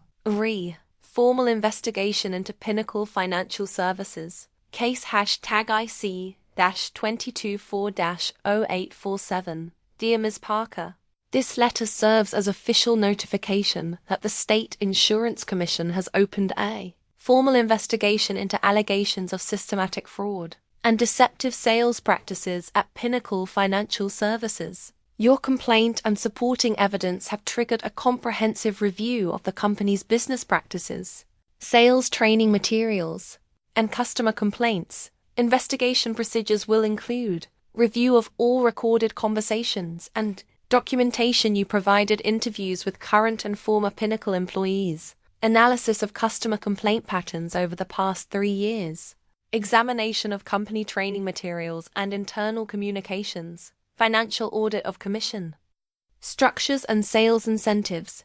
We appreciate your cooperation and courage in bringing these matters to our attention. The letter was signed by Commissioner Janet Rodriguez, someone I'd only known as a name in news articles about insurance regulation. Now she was personally involved in investigating the company, where I'd spent 3 years of my career. Detective Mitchell called that afternoon with an update that made my hands shake. Jessica, we've expanded the investigation. The FBI's Financial Crimes Task Force is now involved because the fraud appears to cross state lines. Pinnacle has offices in 7 states, all apparently operating under similar deceptive practices. 7 states. Thousands of potential victims. This wasn't just about the 127 families I'd contacted. This was about systematic corporate fraud on a massive scale. We've also received additional whistleblower complaints, Detective Mitchell continued. 3 other former employees have come forward with similar evidence. Your courage in reporting this has encouraged others to speak up. Jennifer Walsh was one of them. She'd resigned from Pinnacle 2 days after my client warning campaign began, when Marcus had threatened to fire her for disloyalty after learning she'd been documenting fraudulent sales instructions. Her evidence package included recordings of Marcus explicitly ordering her to lie about disability policy coverage and Patricia Walsh instructing the sales team to prioritize commissions over client welfare. The media attention started smaller. Brief mention in the local business journal about a state insurance investigation. But by Friday, the story had exploded across social media as affected families began sharing their experiences publicly. Pinnacle Insurance sold me a policy that doesn't actually cover my condition, read one Facebook post with 847 shares. My sales rep told me pre-existing conditions were covered. Now I owe $23,000 in medical bills they won't pay. Another post. My elderly parents was sold a $90,000 annuity they thought would provide steady income. The fees are so high they're actually losing money every month. They trusted their insurance agent and now they can't afford groceries. The local television news picked up the story Tuesday evening. I watched from my apartment as reporter Amanda Chen interviewed 3 families I'd contacted during my warning campaign. The Patterson family looked frail and confused as Harold explained their situation. We thought we had good coverage for my heart condition. Now we don't know what we're going to do if I need surgery. Channel 7 News had obtained internal Pinnacle documents probably leaked by employees who were fed up with the corrupt practices. The investigation showed email chains where executives discussed maximizing initial sales volume and minimizing customer retention concerns. One memo from Regional Director Patricia Walsh read, "Representatives who spend too much time explaining policy limitations aren't maximizing revenue opportunities." Marcus appeared in a brief statement outside Pinnacle's offices, flanked by 3 lawyers. "These allegations are completely unfounded," he said, his usual confident demeanor replaced by defensive anger. "Ms. Parker was terminated for performance issues and is now making false accusations to damage our reputation. We stand behind our sales practices and will vigorously defend against these baseless claims." Watching him lie on television, knowing I had hours of recorded evidence proving his guilt, felt surreal. The man who'd threatened my career for refusing to lie was now lying to news cameras about his own criminal behavior. The investigation accelerated rapidly. FBI agents conducted raids on Pinnacle's corporate offices and 7 regional branches, seizing computers, files, and financial records. Local news showed federal agents carrying bankers' boxes out of the building where I'd worked for 3 years. Employee interviews began the following week. Jennifer called after her FBI session, emotionally drained but relieved. They played recordings of Marcus instructing me to mislead clients. The agent said my evidence was crucial for proving systematic fraud, rather than isolated incidents. Other former employees started coming forward. Sarah Chun, who'd been fired for questioning company policies, provided evidence of retaliation against ethical employees. Tom Williams documented pressure to sell inappropriate annuities to elderly clients. Michael Rodriguez revealed training sessions where supervisors explicitly taught representatives to manipulate vulnerable families. The pattern was clear.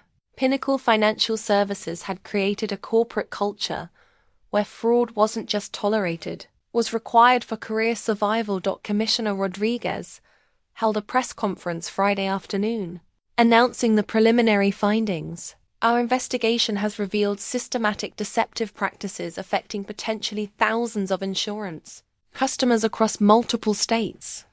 We are working with federal authorities to ensure full accountability for these violations of public trust.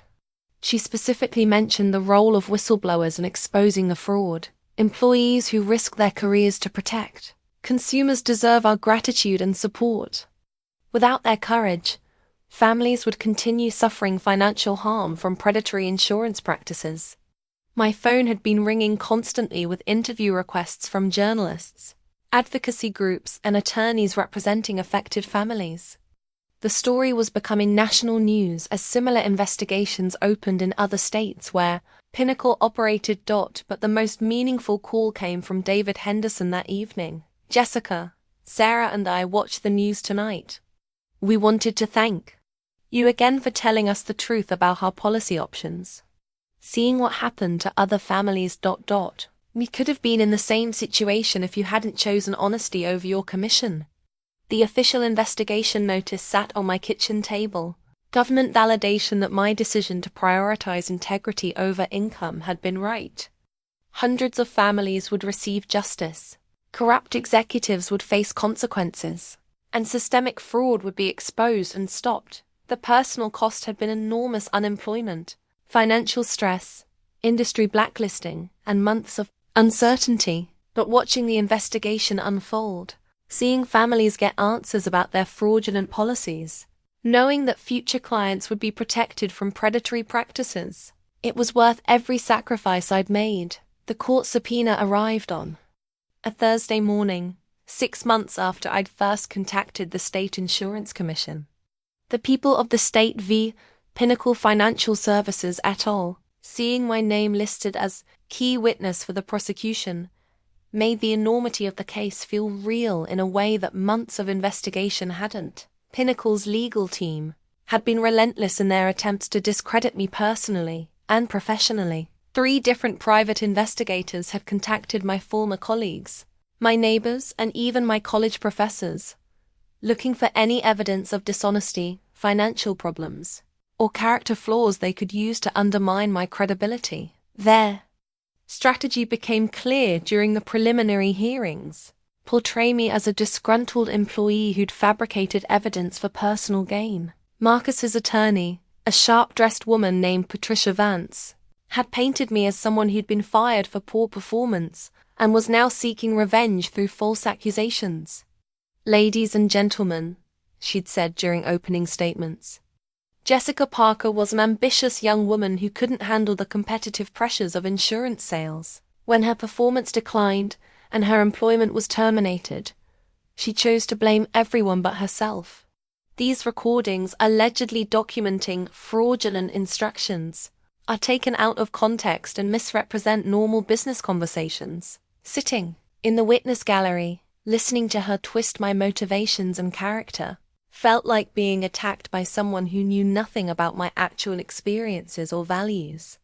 But I'd prepared for this moment through months of depositions, practice, testimony, and legal coaching. My attorney, Rebecca Harrison, had been blunt about what to expect. "They're going to try to destroy your credibility by any means necessary.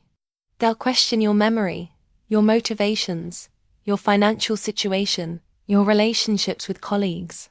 Remember that the recordings speak for themselves, but you have to present as someone the jury trusts and believes." The courtroom was packed when I took the witness stand.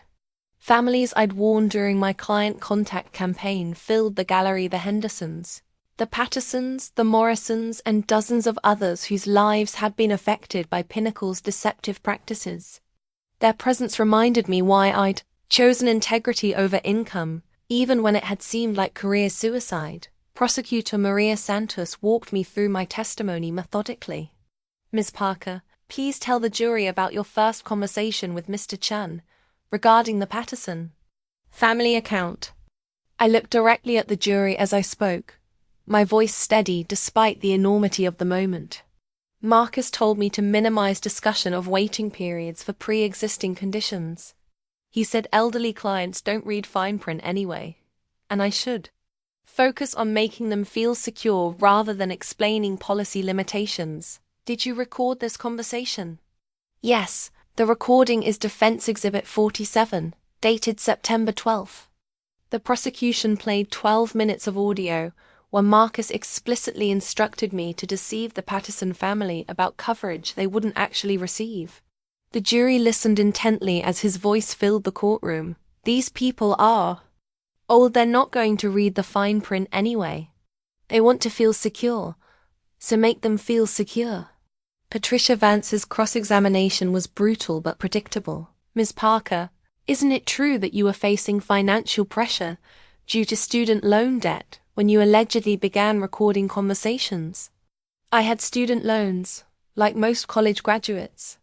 But financial pressure didn't motivate my decision to document fraudulent practices. Ethical concerns did.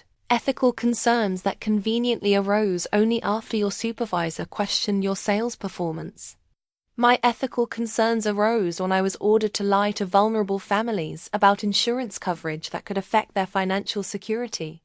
She tried to discredit the recordings by questioning their completeness and context, suggesting I'd edited conversations to make normal business discussions sound like fraud instructions. But the prosecution had digital forensics experts who testified about the recordings' authenticity and completeness. The defense's strategy crumbled when other employees testified with similar experiences.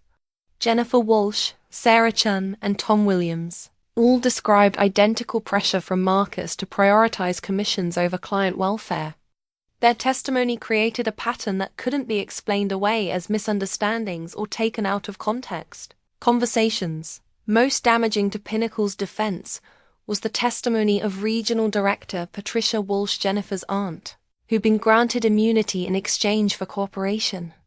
She described explicit company policies, encouraging deceptive sales practices and systematic retaliation against employees who questioned unethical instructions. The corporate culture at Pinnacle prioritized revenue generation over customer satisfaction, she testified, her voice barely audible. Representatives who spent too much time explaining policy limitations were counseled about efficiency. Those who refused to use aggressive sales tactics were eventually terminated for performance issues. The prosecution presented evidence of Pinnacle's financial incentives for fraud. Commission structures that rewarded expensive policies regardless of client suitability. Performance reviews that prioritized closing ratios over customer satisfaction. And bonus systems that encouraged representatives to sell maximum coverage rather than appropriate coverage. Marcus took the stand in his own defense, maintaining that his instructions were misunderstood and taken out of context. But when the prosecution played recording number 203, his explicit order for me to lie to the Henderson family, his denials lost all credibility. Tell them pre-existing conditions are covered, his recorded voice said clearly. Close the deal.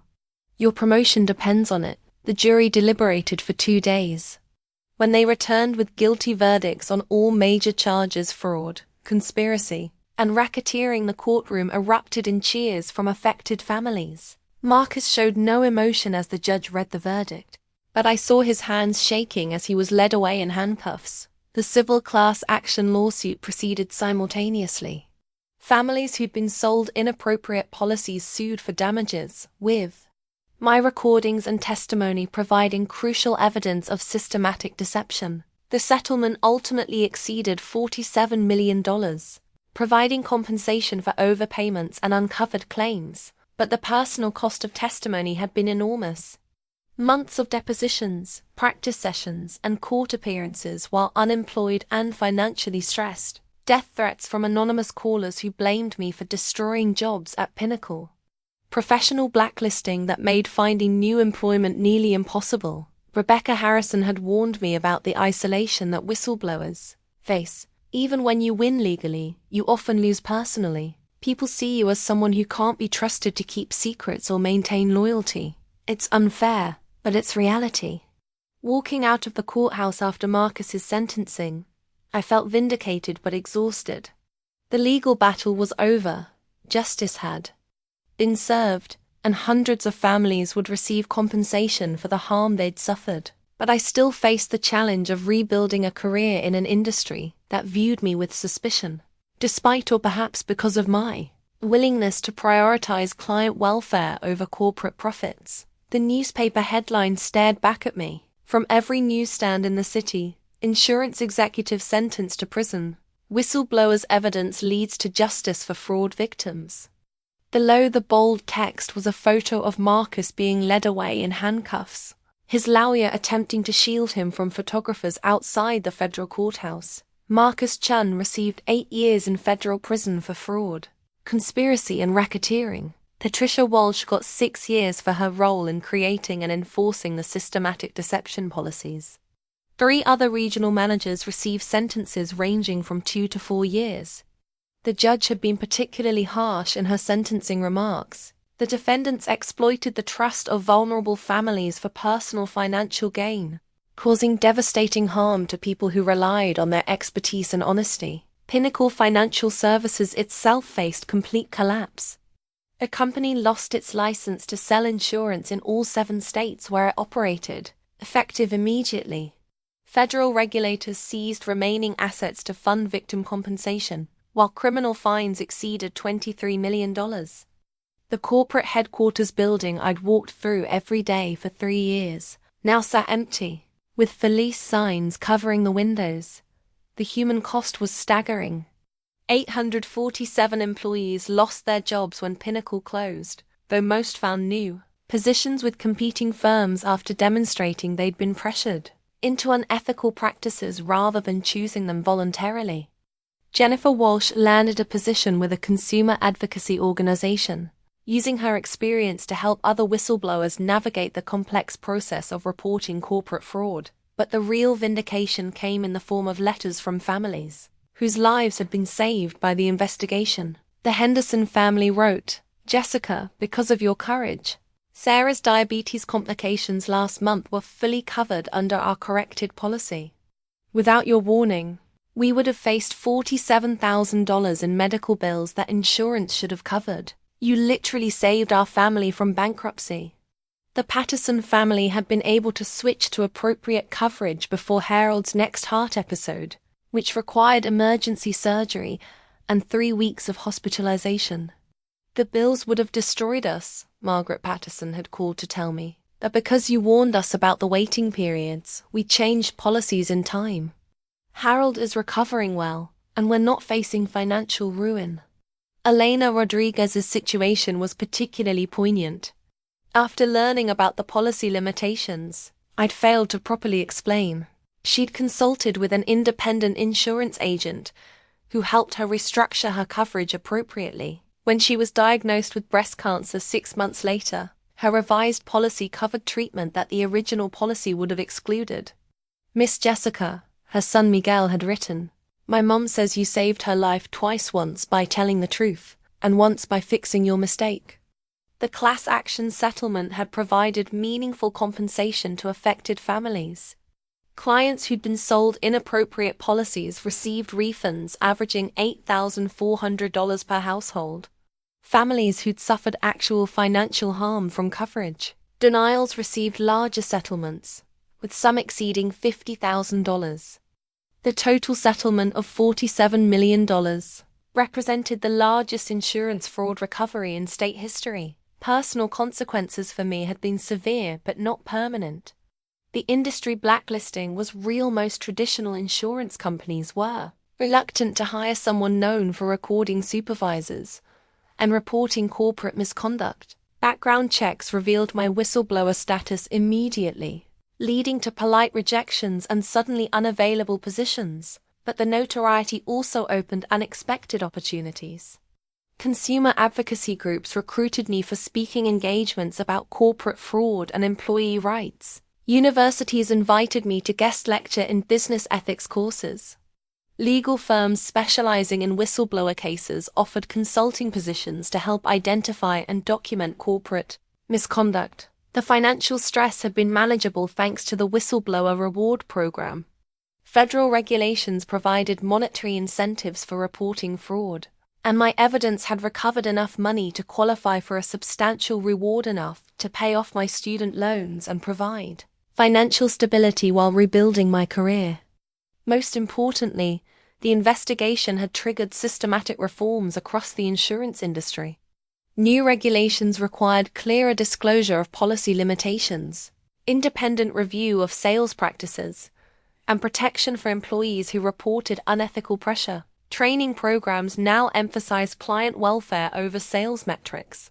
With enforcement mechanisms to ensure compliance, the State Insurance Commission created a new position, Consumer Protection Advocate, specifically designed to investigate complaints about deceptive sales practices. Commissioner Rodriguez had offered me the job, saying, "Who better to protect consumers from insurance fraud than someone who's seen it from the inside and had the courage to stop it?" Standing in my apartment reading news coverage of Marcus's sentencing, I thought about the journey from ambitious sales representative to unemployed whistleblower to vindicated advocate for consumer protection. The path had been painful, uncertain, and lonely, but it had led to justice for hundreds of families and systemic changes that would protect future consumers. The thank you cards from grateful families covered my refrigerator like badges of honor. Each one represented a family whose financial security had been protected, whose trust in the insurance system had been restored, whose faith in honest business practices had been validated. The newspaper photo showed Marcus looking defeated and angry as he was led away to begin his prison sentence. For 3 years, I'd feared his authority, sought his approval, and allowed his pressure to compromise my integrity.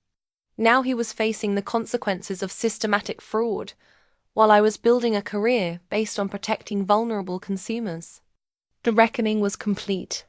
Justice had been served, victims had been compensated, and systematic reforms were protecting future families from predatory insurance practices.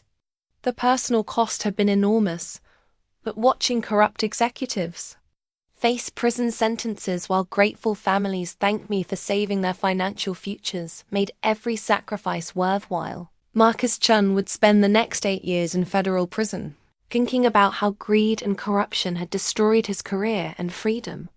I would spend those same years helping other employees find the courage to report corporate misconduct and protecting consumers from the kind of fraud that had once made me complicit in harming innocent families. The thank you letter from the Henderson family arrived on a Thursday morning, 18 months after I'd first warned them about their insurance coverage.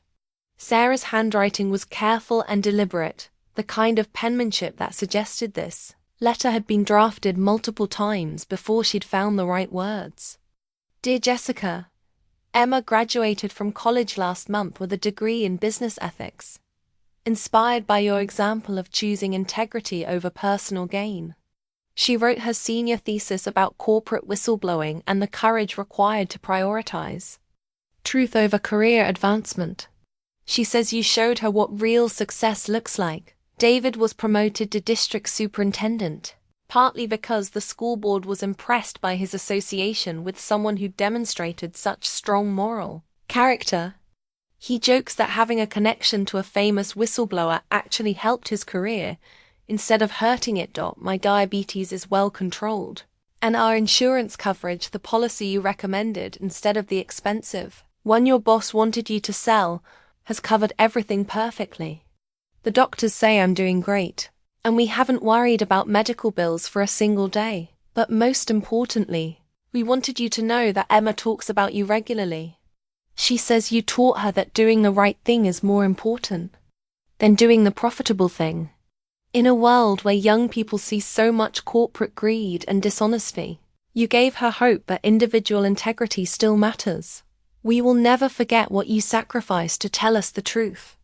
You saved our family's financial future and gave our daughter a role model for ethical leadership. With endless gratitude, David, Sarah, and Emma Henderson. I read the letter 3 times, tears blurring my vision by the end. Emma Henderson had been 17 when I'd first met her family, a bright-eyed teenager worried about college costs and her parents' insurance needs. Now she was a college graduate writing academic papers about business ethics, inspired by a decision I'd made during one of the darkest periods of my life. The letter joined dozens of others in a special folder I kept in my desk, personal testimonials from families whose lives had been affected by my choice to prioritize integrity over income. The Patterson family had sent photos from Harold's 75th birthday celebration, which they could afford to host because they weren't drowning in medical debt. Elena Rodriguez's son Miguel had written to tell me his mother's cancer treatment was going well and fully covered by her corrected insurance policy. But healing from the whistleblower experience involved more than grateful letters from clients.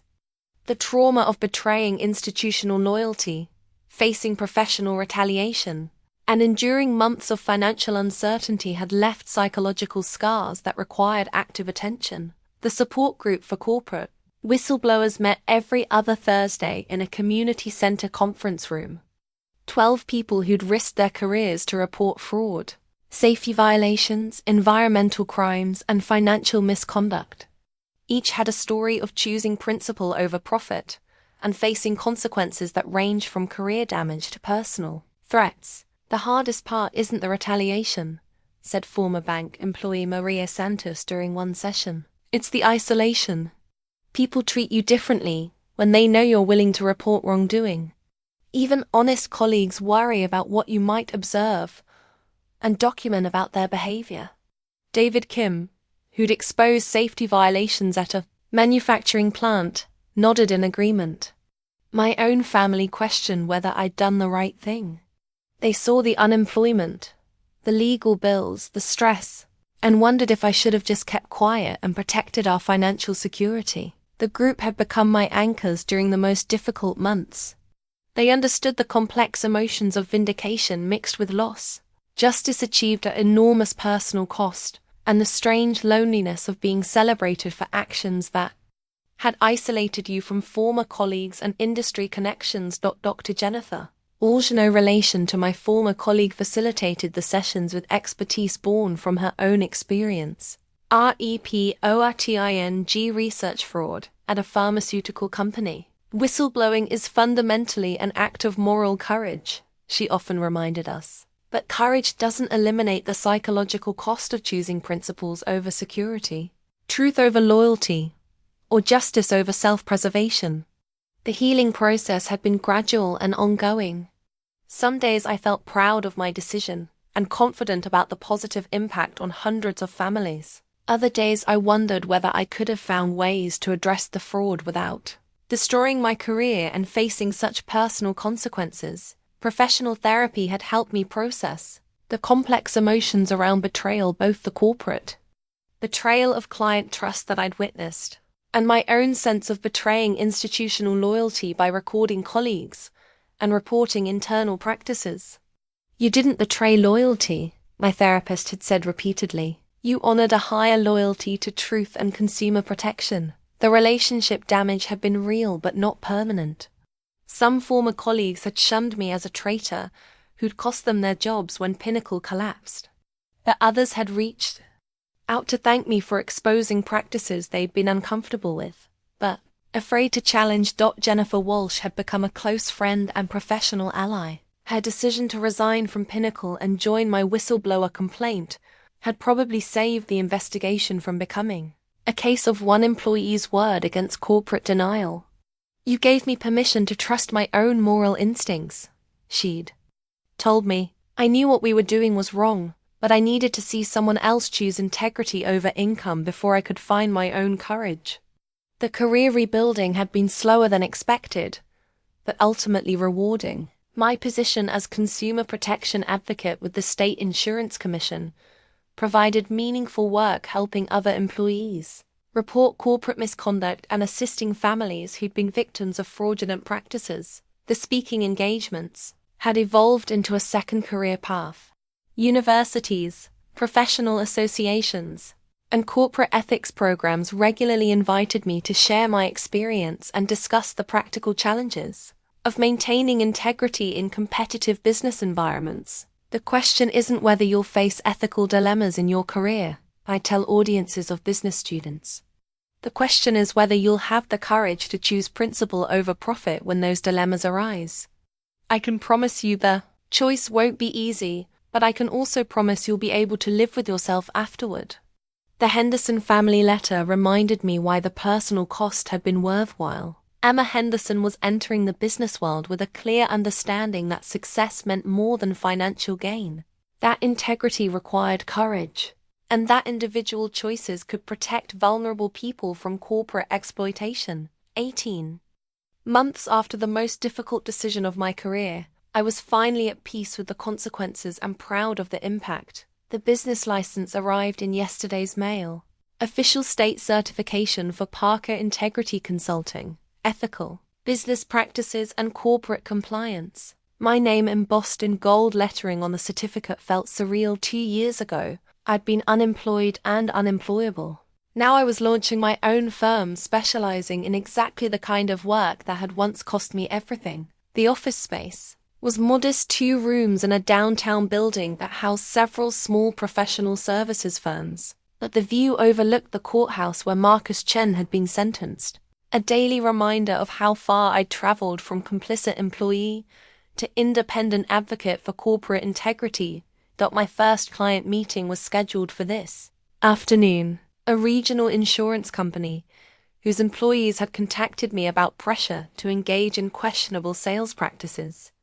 The company's executive team wanted to address the problems proactively instead of waiting for regulatory investigations or whistleblower complaints. "We've heard about your experience at Pinnacle," the CEO had said during our initial phone consultation. "We want to ensure our sales practices genuinely serve client interests.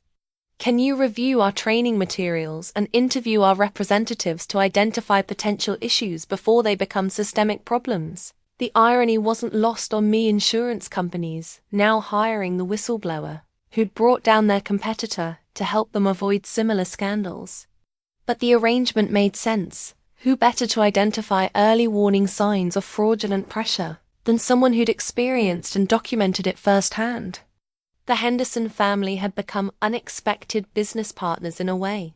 Emma Henderson, now 19 and a sophomore business major, worked part-time as my research assistant, helping analyze corporate training materials and policy documents for language that might mislead consumers.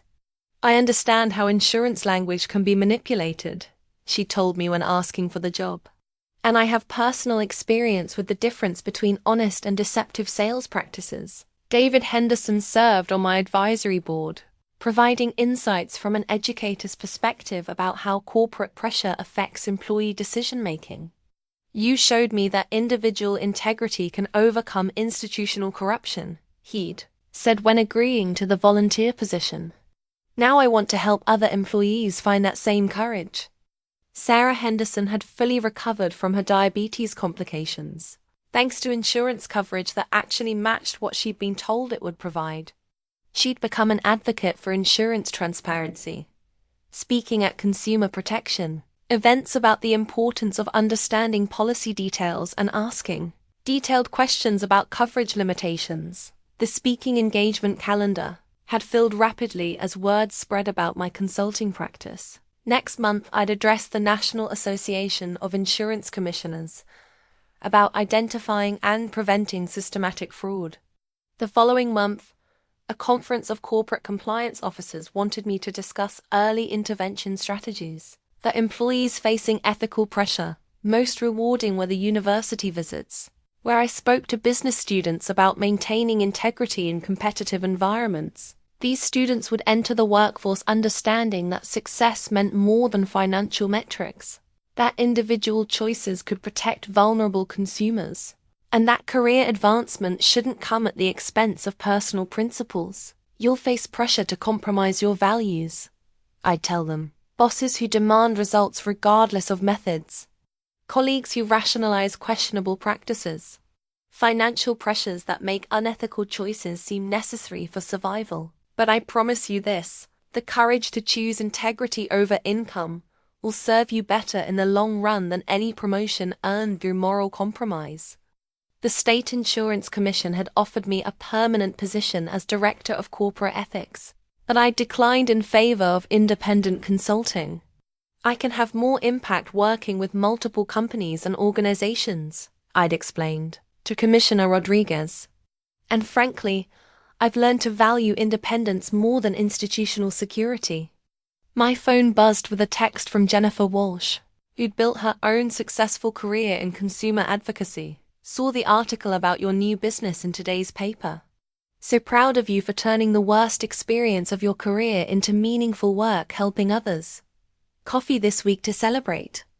The newspaper article she'd referenced was a feature story about former whistleblowers who'd rebuilt successful careers around the expertise gained from their compliance experience. Jessica Parker turned her willingness to challenge corporate fraud into a thriving consulting practice, the reporter had written. Companies now pay her to identify exactly the kind of problems she once risked her career to expose. The article included quotes from several of my clients, praising the insight that came from my practical experience with corporate pressure and fraudulent practices. One CEO had said, "Jessica understands how good employees can be pressured into bad behavior. Her recommendations protect both our customers and our staff from ethical dilemmas that could destroy careers and companies." Late that afternoon, I received an email from Elena Rodriguez's son Miguel, now a junior in college studying business law. "Miss Jessica, I wanted you to know that my mom is cancer-free, and our family is doing great. But I also wanted to thank you for inspiring my career choice. I'm going to be a lawyer who protects families from corporate fraud, just like you protected us. You showed me that one person's courage can make a difference for hundreds of families." Standing in my new office, looking at the business license that represented a career built on the foundation of choosing principle over profit, I reflected on the journey from ambitious sales representative to unemployed whistleblower to independent consultant specializing in corporate integrity. The path had been painful, uncertain, and lonely at times. I'd lost financial security, professional connections, and the comfortable certainty of traditional career advancement. But I'd gained something more valuable, the knowledge that I could trust my own moral instincts, the satisfaction of work that genuinely helped people, and the peace that came from building success on a foundation of integrity rather than compromise. 2 years ago, Marcus Chun had asked me whether I was one of his most trusted people, meaning someone willing to lie to clients for commission, money. I'd initially said yes because I needed the job and feared the consequences of refusing. Today, hundreds of families trusted me to help them understand their insurance options honestly. Companies trusted me to identify ethical problems before they became criminal scandals.